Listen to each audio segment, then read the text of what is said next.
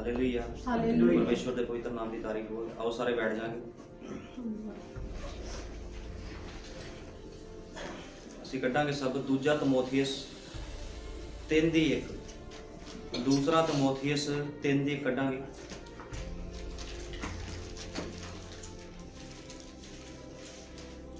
ਪਰ ਇਹ ਜਾਣ ਛੱਡ ਭਾਈ, ਅੰਤ ਦਿਨਾਂ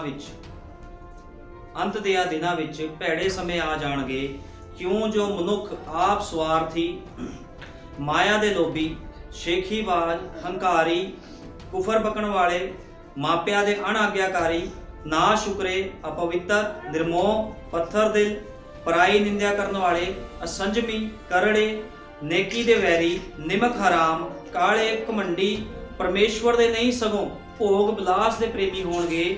ਭਗਤੀ ਦਾ ਰੂਪ ਧਾਰ ਕੇ ਵੀ ਉਹ ਸ਼ਕਤੀ ਦੇ ਇਨਕਾਰੀ ਹੋਣਗੇ। ਤੂੰ ਇਹਨਾਂ ਤੋਂ ਪਰੇ ਰਹੂ, ਕਿਉਂ ਜੋ ਇਹਨਾਂ ਵਿੱਚੋਂ ਉਹ ਹਨ ਜਿਹੜੇ ਘਰੋਂ ਘਰੀ ਘੁਸ ਕੇ ਉਹਨਾਂ ਹੋਸ਼ੀਆਂ ਤੀਵੀਆਂ ਨੂੰ ਮੋਹ ਲੈਂਦੇ ਹਨ, ਜਿਹੜੀਆਂ ਪਾਪਾਂ ਨਾਲ ਲੱਦੀਆਂ ਹੋਈਆਂ ਹਨ ਅਤੇ ਨਾਨਾ ਪ੍ਰਕਾਰ ਦੀਆਂ ਕਾਮਨਾ ਦੇ ਪਿੱਛੇ ਵਹਿ ਚੱਲਦੀਆਂ ਹਨ, ਅਤੇ ਸਦਾ ਸਿੱਖਦੀਆਂ ਤਾਂ ਰਹਿੰਦੀਆਂ ਹਨ, ਪਰ ਸੱਚ ਦੇ ਗਿਆਨ ਨੂੰ ਕਦੇ ਅੱਪੜ ਨਹੀਂ ਸਕਦੀਆਂ।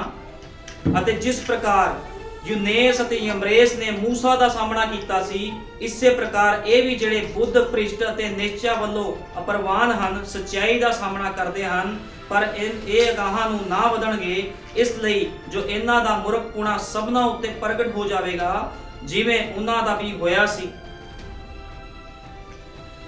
ਆਓ ਅਸੀਂ ਇਸ ਵਚਨ ਦੇ ਲਈ ਪ੍ਰਾਰਥਨਾ ਕਰਾਂਗੇ। ਹਾਲੇਲੂਇਆ। ਪ੍ਰਭੂ ਯਿਸੂ ਮਸੀਹ, ਤੇਰੇ ਨਾਮ ਦੀ ਮਹਿਮਾ ਕਰਦਾ। ਸਰਵ ਸ਼ਕਤੀਮਾਨ ਖੁਦਾ, ਸੱਚਮੁੱਚ ਖੁਦਾਵੰਦ, ਇੱਕ ਵਾਰ ਅਸੀਂ ਫਿਰ ਤੇਰੀ ਪਾਕ ਪਵਿੱਤਰ ਹਜ਼ੂਰੀ ਵਿੱਚ ਆਉਂਦੇ ਹਾਂ ਮੇਰੇ ਲਾਰਡ।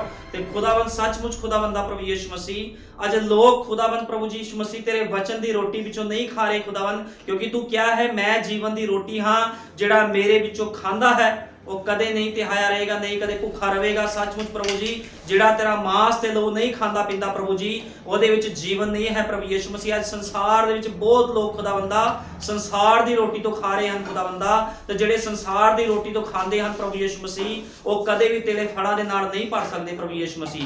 ਮੇਰੇ ਮਹਾਨ ਪਿਤਾ ਪ੍ਰਭੂ ਜੀ, ਅੱਜ ਦਾ ਵਚਨ ਇੱਕ ਇੱਕ ਤੇ ਹਿਰਦੇ ਨੂੰ ਛਿੱਦ ਦੇਵੇ ਖੁਦਾਵੰਦਾ, ਤਾਂ ਹਰੇਕ ਜਾਣ ਲਵੇ ਪ੍ਰਭੂ ਯਿਸੂ ਮਸੀਹ ਸਥਾਨ 'ਚ ਖੁਦਾਵੰਦਾ ਕੋਈ ਮਨੁੱਖ ਅਤੇ ਮਾਸ ਲਹੂ ਨਹੀਂ ਬੋਲਦਾ ਪ੍ਰਭੂ ਜੀ, ਇਸ ਸਥਾਨ 'ਚ ਹਮੇਸ਼ਾ ਤੇਰਾ ਪਵਿੱਤਰ ਆਤਮਾ ਬੋਲਦਾ ਹੈ ਖੁਦਾਵੰਦਾ। ਤੂੰ ਦਇਆ ਕਰ, ਕਿਰਪਾ ਕਰ, ਸਭਨਾਂ ਨੂੰ ਸਿਖਾ ਵੀ ਸਭ ਤੇਰੇ ਵਚਨ ਵਿੱਚੋਂ ਖਾਣ ਤੇ ਤ੍ਰਿਪਤ ਹੋ ਜਾਣ ਪ੍ਰਭੂ ਯਿਸੂ ਮਸੀਹ, ਕਿਉਂਕਿ ਖੁਦਾਵੰਦ ਜਦੋਂ ਕੋਈ ਤੇਰੇ ਵਚਨ ਦੇ ਵਿੱਚੋਂ ਖਾਂਦਾ ਹੈ ਉਹ ਹਮੇਸ਼ਾ ਤ੍ਰਿਪਤ ਹੁੰਦਾ ਹੈ ਖੁਦਾਵੰਦਾ। ਤੂੰ ਦਇਆ ਕਰ, ਕਿਰਪਾ ਕਰ, ਤੇਰੇ ਨਾਮ ਪ੍ਰਭੂ ਯਿਸੂ ਮਸੀਹ ਦੇ ਵਿੱਚ ਮੰਗਦੇ ਹਾਂ, ਆਮੀਨ। ਹਾਲੇਲੂਇਆ। ਪਰਮੇਸ਼ਵਰ ਦੇ ਪਵਿੱਤਰ ਨਾਮ ਦੀ ਤਾਰੀਫ। ਅਸੀਂ ਦੂਜਾ ਤਮੋਥੀਸ ਪੜ੍ਹਿਆ, ਦੂਜਾ ਤਮੋਥੀਸ 3 ਦੇ ਅਸੀਂ ਪੜ੍ਹਿਆ। ਹੁਣ ਇੱਥੇ ਲਿਖਿਆ ਆ ਸ਼ੇਖੀਬਾਜ਼, ਹੰਕਾਰੀ, ਕੁਫਰ ਬਕਣ ਵਾਲੇ। ਹੁਣ ਤੁਹਾਨੂੰ ਪਤਾ ਜਿੰਨੇ ਵੀ ਇਹ ਸਾਰਾ ਕੁਝ ਲਿਖਿਆ ਆ, ਘਮੰਡੀ ਲੋਕ, ਪਰਮੇਸ਼ਵਰ ਦੇ ਨਹੀਂ ਕਹਿੰਦਾ, ਭੋਗ ਬਿਲਾਸ ਦੇ ਪ੍ਰੇਮੀ ਜਿਹੜੇ ਆ ਸਭ ਲੋਕ ਆ, ਇਹਨਾਂ ਨੇ ਵੀ ਕੁਝ ਖਾਦਾ ਆ।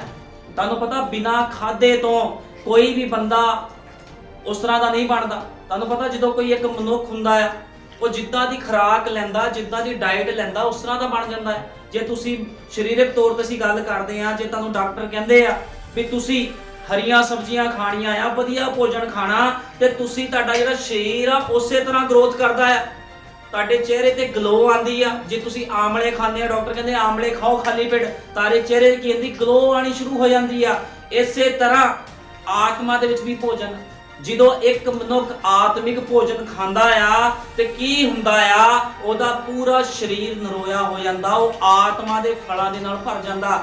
ਲੇਕਿਨ ਜਿਹੜੇ ਇਹ ਲੋਕ ਆ, ਜਿਹੜਾ ਦੂਜਾ ਤਮੋਥੀਸ 3 ਦੇ ਆਏ ਵਿੱਚ ਜਿਹੜੇ ਲੋਕਾਂ ਦੀ ਗੱਲ ਹੋ ਰਹੀ ਆ, ਜਿਹੜੇ ਸ਼ੇਖੀਬਾਜ਼ ਆ, ਖੁਦਾ ਦੇ ਨਾ ਸ਼ੁਕਰੇ ਲੋਕ ਆ, ਨਿਰਮੋਹ ਲੋਕ ਆ, ਪਰਾਈ ਨਿੰਦਿਆ ਕਰਨ ਵਾਲੇ ਲੋਕ ਆ, ਕਰੜੇ, ਨੇਕੀ ਦੇ ਵੈਰੀ, ਇਹ ਕਿਹੜੇ ਲੋਕ ਆ? ਇਹਨਾਂ ਨੇ ਵੀ ਕੋਈ ਭੋਜਨ ਖਾਦਾ। ਇਹਨਾਂ ਨੇ ਕਿਹੜਾ ਭੋਜਨ ਖਾਦਾ? ਇਹਨਾਂ ਨੇ ਭਲੇ ਬੁਰੇ ਦੇ ਵ੍ਰਿਕਸ਼ ਤੋਂ ਖਾਦਾ। ਇਹ ਉਹ ਲੋਕ ਨੇ। ਲੇਕਿਨ ਜਿਹੜਾ ਜੀਵਨ ਦੇ ਵ੍ਰਿਕਸ਼ ਤੋਂ ਖਾਂਦਾ, ਉਹ ਹਮੇਸ਼ਾ ਆਤਮਾ ਦੇ ਫਲਾਂ ਦੇ ਨਾਲ ਭਰਿਆ ਹੁੰਦਾ ਆ।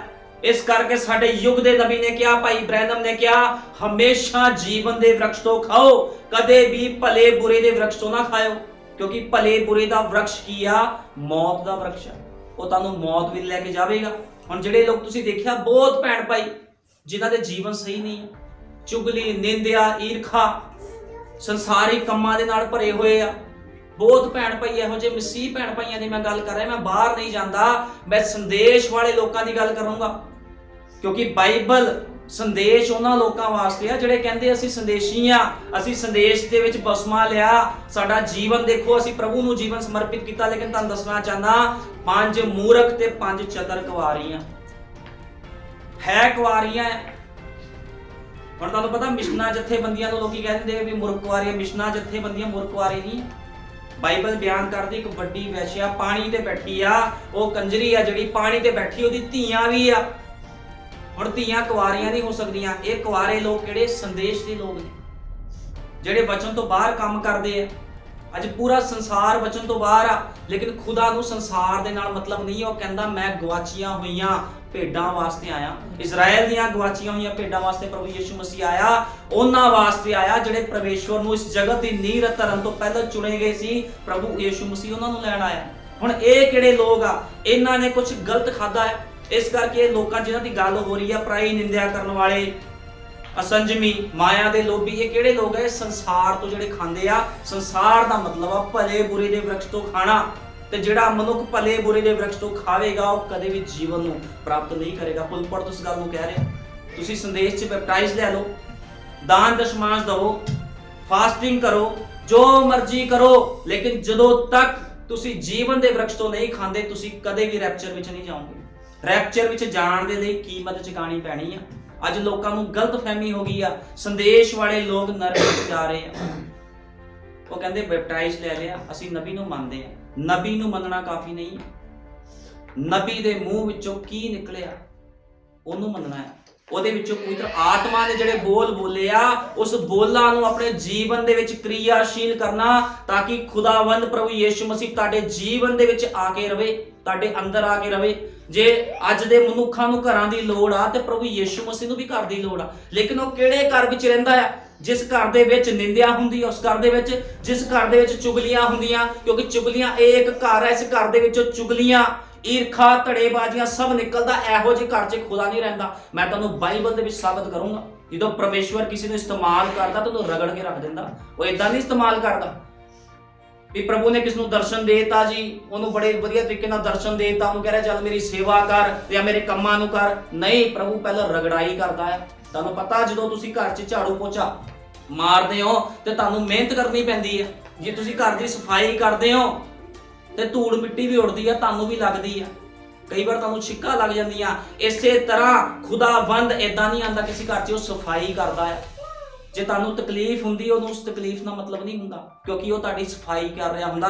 ਤੁਹਾਨੂੰ ਪਤਾ ਜਦੋਂ ਇੱਕ ਡਾਕਟਰ ਕਿਸੇ ਦਾ ਆਪਰੇਸ਼ਨ ਕਰਦਾ ਆ ਤੇ ਉਹ ਕੀ ਕਰਦਾ ਆ? ਜੇ ਉਹ ਡਰ ਜਾਵੇ, ਉਹ ਕਹੇ ਨਹੀਂ ਨਹੀਂ ਇਹ ਦਰਦ ਹੋ ਰਹੀ ਹੈ, ਕੁਛ ਨਹੀਂ, ਉਹ ਆਪਣੇ ਮਨ ਨੂੰ ਕਠੋਰ ਬਣਾ ਕੇ ਰੱਖਦਾ। ਉਹਨੂੰ ਪਤਾ ਹੁੰਦਾ ਮੈਂ ਇਸ ਦੇ ਜੀਵਨ ਨੂੰ ਬਚਾਉਣਾ। ਉਹ ਗੰਦਗੀ ਸਾਫ਼ ਕਰਨ ਵਾਸਤੇ ਐਂਟੀਬਾਇਓਟਿਕ ਇੰਜੈਕਸ਼ਨ ਲਗਾਉਂਦਾ, ਸਭ ਕੁਝ ਕਰਦਾ, ਜੋ ਕੁਝ ਕਰ ਸਕਦਾ ਉਹ ਕਰਦਾ ਆ। ਇਸੇ ਤਰ੍ਹਾਂ ਸਾਡਾ ਆਤਮਿਕ ਪਿਤਾ ਵੀ, ਜਦੋਂ ਅੱਜ ਦੇ ਲੋਕ ਇਨਫੈਕਟਡ ਹੋ ਗਏ ਆ, ਨਬੀ ਨੇ ਕਿਹਾ ਇਹ ਪੂਰੀ ਧਰਤੀ ਬੈਕਟੀਰੀਆ ਦੇ ਨਾਲ ਭਰੀ ਹੋਈ ਆ, ਗੰਦਗੀ, ਗੰਦੇ ਕੀਟਾਣੂਆਂ ਨਾਲ ਭਰੀ ਹੋਈ ਆ। ਹੁਣ ਇਸ ਗੰਦੇ ਕੀਟਾਣੂਆਂ ਤੋਂ ਤੁਹਾਨੂੰ ਕੌਣ ਬਚਾਊਗਾ? ਕੀ ਸਰੀਰਕ ਡਾਕਟਰ? ਡਾਕਟਰਾਂ ਨੇ ਨਹੀਂ ਬਚਾਉਣਾ। ਡਾਕਟਰ ਕੀ ਤੁਹਾਨੂੰ ਦਵਾਈ ਦੇ ਸਕਦੇ, ਲੇਕਿਨ ਸ਼ਿਫਾ ਨਹੀਂ ਦੇ ਸਕਦੇ। ਲੇਕਿਨ ਯਿਸੂ ਮਸੀਹ ਦਾ ਲਹੂ, ਉਹਦਾ ਕੁਰਬਾਨ ਕੀਤਾ ਹੋਇਆ ਲਹੂ, ਜਿਹੜਾ ਉਹਨੇ ਕਲਵਰੀ ਕਰੂਸ ਤੇ ਲਹੂ ਪਾਇਆ, ਉਹ ਲਹੂ ਤੁਹਾਡੇ ਜਦੋਂ ਅੰਦਰ ਜਾਵੇਗਾ, ਤੁਹਾਡੇ ਅੰਦਰ ਦੇ ਇਨਫੈਕਸ਼ਨ ਨੂੰ ਖਤਮ ਕਰ ਦੇਵੇਗਾ। ਤੁਹਾਨੂੰ ਪਤਾ ਯਿਸੂ ਮਸੀਹ ਸੰਪੂਰਨ ਖੁਦਾ ਤੇ ਸੰਪੂਰਨ ਮਨੁੱਖ ਸੀ। ਜਦੋਂ ਧਰਤੀ ਤੇ ਆਇਆ ਤੇ ਉਹਦਾ ਲਹੂ ਜਦੋਂ ਕਿਸੇ ਮਨੁੱਖ ਦੇ ਅੰਦਰ ਚਲੇ ਜਾਂਦਾ, ਉਹ ਮਨੁੱਖ ਫਿਰ ਆਪਣੇ ਆਪ 'ਚ ਨਹੀਂ ਰਹਿੰਦਾ। ਉਹ ਮਨੁੱਖ ਫਿਰ ਪਵਿੱਤਰ ਆਤਮਾ ਦਾ ਇੱਕ ਨਮੂਨਾ ਬਣ ਜਾਂਦਾ ਹੈ। ਤੁਹਾਨੂੰ ਪਤਾ ਜਿਹਦੇ ਅੰਦਰ ਖੁਦਾ ਦਾ ਆਤਮਾ ਆਉਂਦਾ ਉਹ ਨਮੂਨਾ ਹੁੰਦਾ ਬੰਦਾ। ਲੋਕੀ ਕਹਿੰਦੇ ਇਹ ਬੰਦੇ ਦਾ ਜੀਵਨ ਬਦਲ ਗਿਆ, ਇਹਦੇ ਅੰਦਰ ਖੁਦਾ ਰਹਿੰਦਾ। ਲੇਕਿਨ ਖੁਦਾ ਆਇਆ ਕਿੱਦਾਂ? ਸਵਾਲ ਤਾਂ ਇਹ ਹੈ ਕਿ ਖੁਦਾ ਡਾਇਰੈਕਟ ਆ ਗਿਆ? ਨਹੀਂ, ਖੁਦਾ ਸਫਾਈ ਕਰਦਾ ਆ। ਜਦੋਂ ਕਿਸੇ ਦਾ ਇਨਫੈਕਸ਼ਨ ਹੁੰਦਾ, ਡਾਕਟਰ ਇੰਜੈਕਸ਼ਨ ਲਗਾਉਂਦੇ ਆ, ਉਹਦੀ ਸਫਾਈ ਕਰਦੇ ਆ, ਬੀਟਾਡੀਨ ਪਾਉਂਦੇ ਆ। ਇਸੇ ਤਰ੍ਹਾਂ ਪ੍ਰਭੂ ਯਿਸੂ ਮਸੀਹ ਵੀ ਆਪਣਾ ਲਹੂ ਡੇਲਦਾ ਆ। ਉਹਨੇ ਆਪਣਾ ਵਚਨ ਭੇਜਿਆ ਲੋਕਾਂ ਨੂੰ ਬਚਾਉਣ ਦੇ ਲਈ, ਉਹਨੇ ਆਪਣਾ ਲਹੂ ਵਹਾਇਆ, ਤੇ ਜਿੰਨੇ ਲੋਕ ਉਹਦੇ ਸੱਚੇ ਵਚਨ ਤੇ ਵਿਸ਼ਵਾਸ ਕਰਨਗੇ ਫਿਰ ਉਹਨਾਂ ਦੇ ਅੰਦਰ ਆਹ ਕੰਮ ਨਹੀਂ ਹੋਣਗੇ ਜਿਹੜੇ 3 ਅਧਿਆਇ 'ਚ ਲਿਖੇ ਆ। ਤੁਸੀਂ ਆਪਣੇ ਘਰਾਂ ਦੇ ਵਿੱਚ ਜਾ ਕੇ 3 ਅਧਿਆਇ ਜ਼ਰੂਰ ਪੜ੍ਹਿਓ ਵੀ ਇਹ ਕਿਹੜੇ ਲੋਕ ਆ, ਇਹਨਾਂ ਨੇ ਕਿਹੜੀ ਰੋਟੀ ਖਾਧੀ ਜਿਹੜੇ ਪਰਮੇਸ਼ਵਰ ਦੇ ਵਚਨ ਨੂੰ ਛੱਡ ਕੇ ਗਲਤ ਕੰਮਾਂ ਵਿੱਚ ਇਹ ਲੋਕ ਚਲੇ ਗਏ। ਨਮਕ ਹਰਾਮੀ ਕਰ ਰਹੇ ਆ, ਪਰਾਈ ਨਿੰਦਿਆ ਕਰ ਰਹੇ ਆ, ਕੁਫਰ ਬਕ ਰਹੇ ਆ। ਹੁਣ ਇੱਕ ਇਹੋ ਜਿਹੇ ਵੀ ਲੋਕ ਆ ਜਿਹੜੇ ਆਪਣੇ ਮੂੰਹ ਦੇ ਵਿੱਚੋਂ ਹਮੇਸ਼ਾ ਖੁਦਾ ਦੀ ਮਹਿਮਾ ਕਰਦੇ ਆ। ਉਹ ਨਾ ਕਿਸੇ ਦੀ ਚੁਗਲੀ ਕਰਦੇ, ਨਾ ਕਿਸੇ ਦੇ ਪ੍ਰਤੀ ਈਰਖਾ ਰੱਖਦੇ। ਕਦੇ ਵੀ ਇਹੋ ਜਿਹੇ ਜਿਹੜੇ ਖੁਦਾ ਦੇ ਲੋਕ ਹੁੰਦੇ ਆ ਹਮੇਸ਼ਾ ਵਚਨ ਦੇ ਅਨੁਸਾਰ ਜੀਵਨ ਬਤੀਤ ਕਰਦੇ ਆ। ਲੇਕਿਨ ਇਹ ਕਿਹੜੇ ਲੋਕ ਆ ਜਿਨ੍ਹਾਂ ਨੇ ਖਾਣਾ ਗਲਤ ਖਾ ਲਿਆ? ਤੁਹਾਨੂੰ ਪਤਾ ਦੋ ਤਰ੍ਹਾਂ ਦੀ ਰੋਟੀ ਆ। ਇੱਕ ਰੋਟੀ ਪ੍ਰਭੂ ਯਿਸੂ ਮਸੀਹ ਦੇ ਕੋਲ ਆ, ਕਹਿੰਦਾ ਜੀਵਨ ਦੀ ਰੋਟੀ ਮੈਂ ਆ, ਜੀਵਨ ਦਾ ਜਲ ਮੇਰੇ ਕੋਲ ਆ। ਇੱਕ ਜਲ ਸੰਸਾਰ ਦਾ ਜਲ ਆ। ਹੁਣ ਤੁਸੀਂ ਕਿਹੜੇ ਜਲ 'ਚ ਡੁਬਕੀ ਲਗਾਉਣਾ ਚਾਹੁੰਦੇ ਹੋ, ਕਿ ਸੰਸਾਰ ਦੇ ਜਲ ਦੇ ਵਿੱਚ, ਜਾਂ ਫਿਰ ਜੋ ਪ੍ਰਭੂ ਯਿਸੂ ਮਸੀਹ ਇੱਕ ਜਲ ਆ ਜਿਹੜਾ ਕਹਿੰਦਾ ਜਿਹੜਾ ਮੈਨੂੰ ਪੀਵੇਗਾ ਕਦੇ ਵੀ ਤਿਹਾਇਆ ਨਹੀਂ ਰਹੇਗਾ, ਜਿਹੜਾ ਮੈਨੂੰ ਖਾਵੇਗਾ ਕਦੇ ਭੁੱਖਾ ਨਹੀਂ ਰਹੇਗਾ। ਹੁਣ ਸਵਾਲ ਇਸ ਗੱਲ ਦਾ, ਤੁਸੀਂ ਕਿਹਦੇ ਵਿੱਚੋਂ ਖਾਣਾ ਚਾਹੁੰਦੇ ਹੋ? ਜੀਵਨ ਦੇ ਵਿਰਖ ਵਿੱਚੋਂ ਜਾਂ ਫਿਰ ਭਲੇ ਬੁਰੇ ਦੇ ਵਿਰਖ ਵਿੱਚੋਂ? ਆਓ ਅਸੀਂ ਕੱਢਾਂਗੇ ਹੁਣ ਉਤਪਤ 2 ਦੀ 8 ਕੱਢਾਂਗੇ। ਉਤਪਤ 2 ਦੀ 8।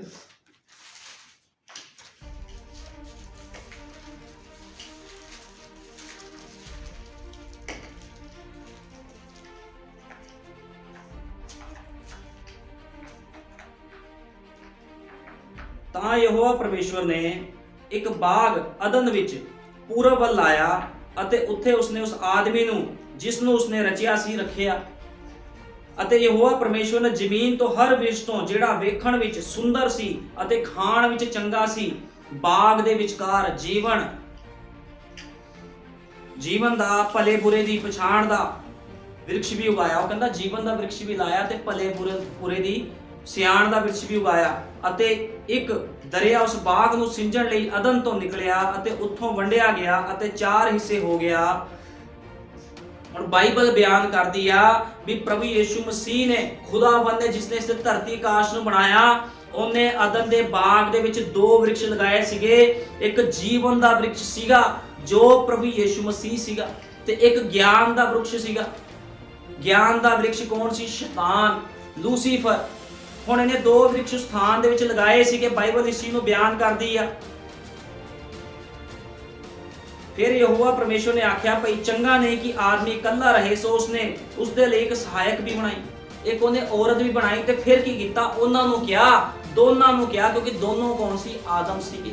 ਦੋਨਾਂ ਦਾ ਨਾਮ ਆਦਮ ਸੀ। ਪ੍ਰਭੂ ਯਿਸੂ ਮਸੀਹ ਕਹਿੰਦਾ ਤੁਸੀਂ ਦੋਨਾਂ ਨੇ ਬਾਗ ਦੇ ਵਿੱਚ ਰਹਿਣਾ ਆ। ਹਰ ਇੱਕ ਵਿਰਖ ਦੇ ਫਲ ਤੋਂ ਤੁਸੀਂ ਖਾ ਸਕਦੇ ਹੋ, ਲੇਕਿਨ ਭਲੇ ਬੁਰੇ ਦੇ ਵਿਰਖ ਤੋਂ ਤੁਸੀਂ ਨਹੀਂ ਖਾਣਾ। ਹੁਣ ਨਬੀ ਨੇ ਕਿਹਾ, ਭਾਈ ਬ੍ਰੈਨਮ ਨੇ ਕਿਹਾ, ਆਦਮ ਤੇ ਹਵਾ ਨੂੰ ਪ੍ਰਭੂ ਨੇ ਆਪਣੀ ਮਰਜ਼ੀ ਤੇ ਛੱਡਿਆ ਸੀਗਾ, ਆਪਣੀ ਮਰਜ਼ੀ ਤੇ ਛੱਡਿਆ ਸੀ। ਉਹ ਕਹਿੰਦਾ ਇੱਕ ਜੀਵਨ ਦਾ ਵਿਰਖ ਆ, ਇੱਕ ਭਲੇ ਬੁਰੇ ਦਾ ਵਿਰਖ ਆ, ਉਹਨੂੰ ਆਪਣੀ ਮਰਜ਼ੀ ਤੇ ਛੱਡ ਦਿੱਤਾ ਗਿਆ। ਹੁਣ ਕੀ ਹੋਇਆ? ਜਿਹੜਾ ਸੱਪ ਜਦੋਂ ਹਵਾ ਦੇ ਕੋਲ ਆਇਆ ਤੇ ਹਵਾ ਨੂੰ ਆ ਕੇ ਉਹਨੇ ਭਰਮਾਇਆ, ਕਹਿੰਦਾ ਪਰਮੇਸ਼ਵਰ ਜਾਣਦਾ ਆ ਜਿਸ ਦਿਨ ਤੁਸੀਂ ਉਸ ਫਲ ਤੋਂ ਖਾਓਗੇ ਤੁਹਾਡੀਆਂ ਅੱਖਾਂ ਖੁੱਲ ਜਾਣਗੀਆਂ। ਹੁਣ ਆ ਕੇ ਸ਼ੈਤਾਨ ਵੀ ਕੀ ਕਰ ਰਿਹਾ? ਵਚਨ ਬੋਲ ਰਿਹਾ ਹੈ।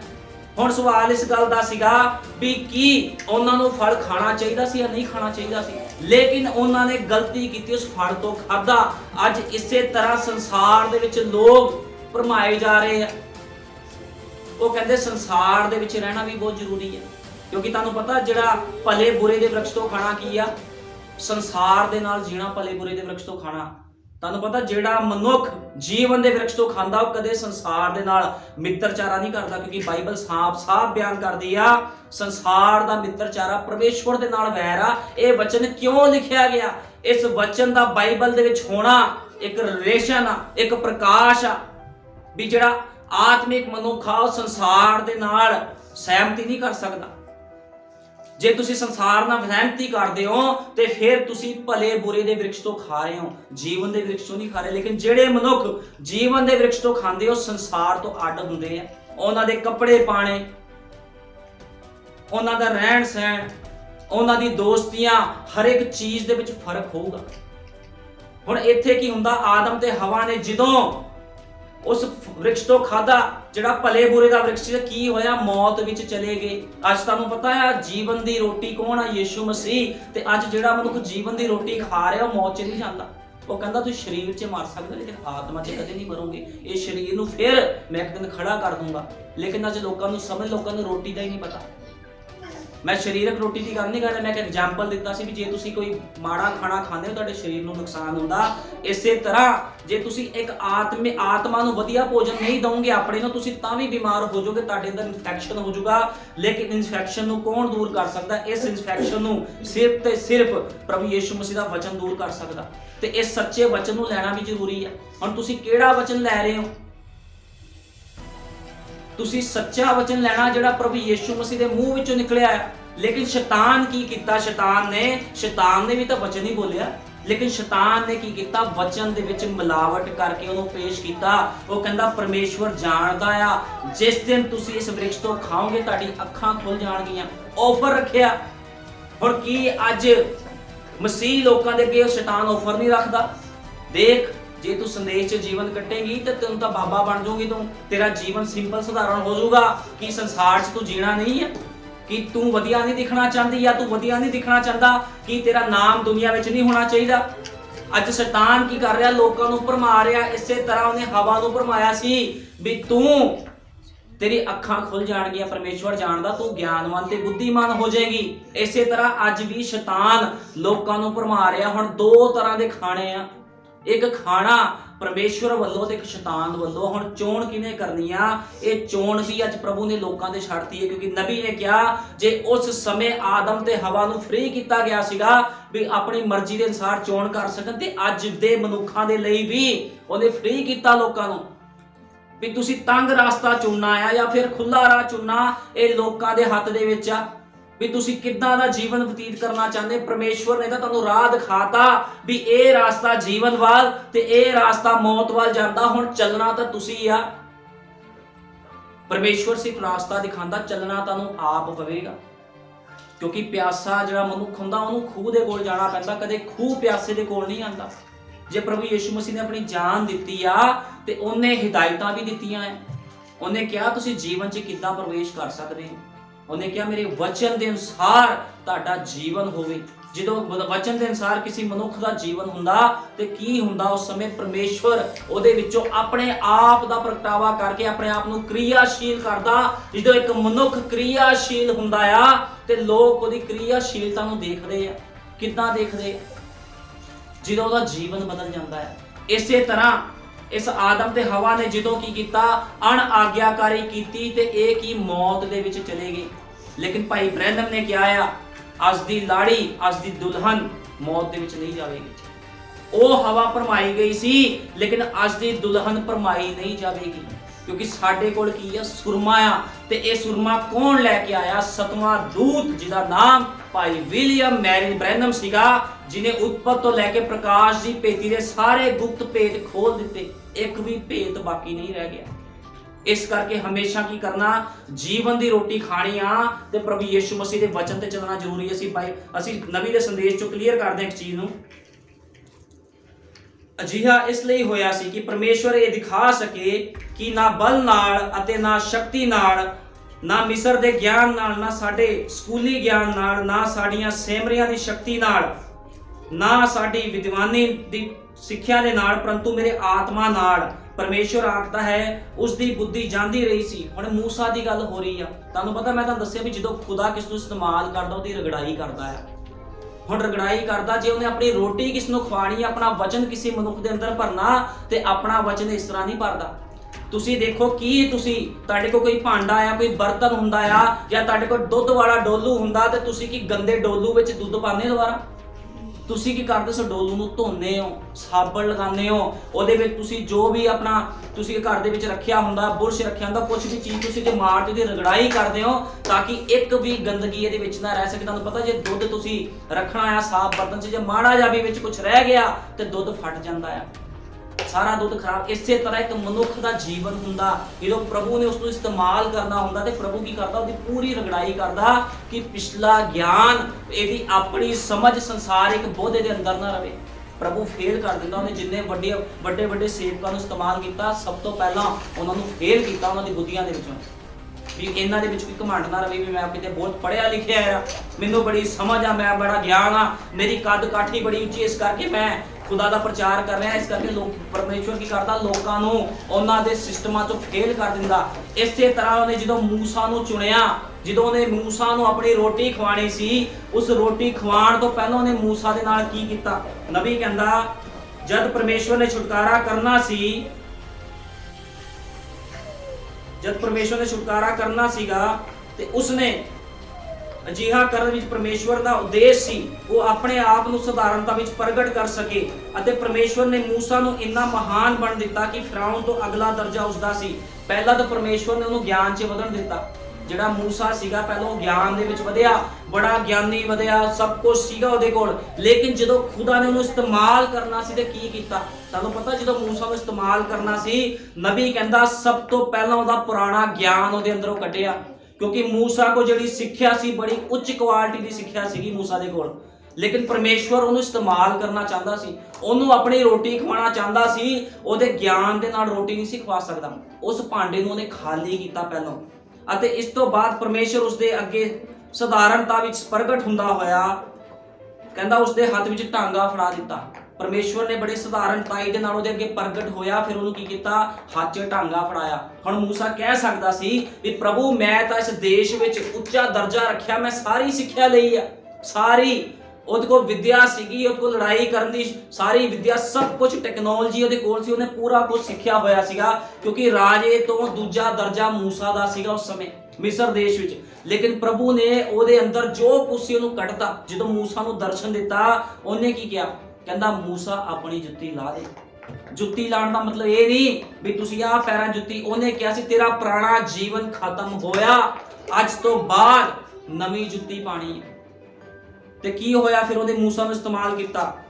ਜਦ ਉਹ ਇਸ ਕੰਮ ਨੂੰ ਫੌਜੀ ਸਿੱਖਿਆ ਨਾਲ ਨਾ ਕਰ ਸਕਿਆ, ਨਾ ਪੜ੍ਹਾਈ ਦੇ ਜ਼ੋਰ ਨਾਲ, ਨਾ ਹੀ ਵਿਗਿਆਨ ਦੀ ਸਿੱਖਿਆ ਦੇ ਰਾਹੀਂ ਕਰ ਸਕਿਆ, ਅਤੇ ਉਹ ਸੈਨਿਕ ਸ਼ਕਤੀ ਦੇ ਦੁਆਰਾ ਇਸ ਕੰਮ ਨੂੰ ਨਹੀਂ ਕਰ ਸਕਦਾ ਸੀ। ਨਬੀ ਕਹਿੰਦਾ ਸੈਨਿਕ ਸ਼ਕਤੀ ਦੇ ਦੁਆਰਾ ਵੀ ਉਹ ਮਿਸਰ ਦੇਸ਼ ਨੂੰ ਨਹੀਂ ਜਿੱਤ ਸਕਦਾ ਸੀਗਾ, ਵੀ ਉਹ ਕਵੇ ਜੀ ਮੈਂ ਬੜੀ ਟ੍ਰੇਨਿੰਗ ਲਈ ਸੀਗੀ, ਮੈਂ ਤਾਂ ਉਸ ਦੇਸ਼ 'ਚ ਰਿਹਾ ਆ। ਕਹਿੰਦਾ ਨਹੀਂ, ਪ੍ਰਭੂ ਨੇ ਉਹਨੂੰ ਪੂਰੀ ਤਰ੍ਹਾਂ ਖਾਲੀ ਕਰ ਦਿੱਤਾ, ਉਹਨੂੰ ਉਸ ਦੇਸ਼ 'ਚੋਂ ਭੱਜਣਾ ਪਿਆ। ਤੇ ਜਦੋਂ ਉਹ ਦੁਬਾਰਾ ਉਸ ਦੇਸ਼ ਵਿੱਚ ਆਇਆ, ਇੱਕ ਢਾਂਗਾ ਉਹਦੇ ਹੱਥ ਦੇ ਵਿੱਚ ਸੀਗਾ। ਜਦੋਂ ਢਾਂਗਾ ਉਹਦੇ ਹੱਥ 'ਚ ਸੀ ਤੇ ਉਹਨੇ ਵੱਡੇ ਵੱਡੇ ਚਮਤਕਾਰ ਕੀਤੇ, ਲੇਕਿਨ ਜਦੋਂ ਤੱਕ ਉਹਦੇ ਅੰਦਰ ਗਿਆਨ ਸੀਗਾ, ਉਹ ਸਿੱਖਿਆ ਸੀਗੀ, ਉਹ ਚਮਤਕਾਰ ਤੇ ਸਭ ਕੁਝ ਨਹੀਂ ਕਰ ਪਾਇਆ। ਲੇਕਿਨ ਜਦੋਂ ਖੁਦਾ ਨੇ ਉਸ ਮੂਸਾ ਭਾਂਡੇ ਨੂੰ ਧੋਤਾ ਤੇ ਕੀ ਹੋਇਆ? ਮੂਸਾ ਦੇ ਅੰਦਰ ਜਦੋਂ ਖੁਦਾ ਦਾ ਅਭਿਸ਼ੇਕ ਉਤਰਿਆ ਤੇ ਉਹਨੇ ਵੱਡੇ ਵੱਡੇ ਕੰਮ ਕੀਤੇ। ਹੁਣ ਅਸੀਂ ਦੇਖਦੇ ਹਾਂ, ਅਸੀਂ ਬਾਈਬਲ 'ਚ ਦੇਖਦੇ ਹਾਂ, ਜਦੋਂ ਇਜ਼ਰਾਈਲੀ ਲੋਕ, ਅਸੀਂ ਕੱਢਾਂਗੇ ਕੂਸ਼ ਦੀ ਕਿਤਾਬ 11 ਅਧਿਆਏ,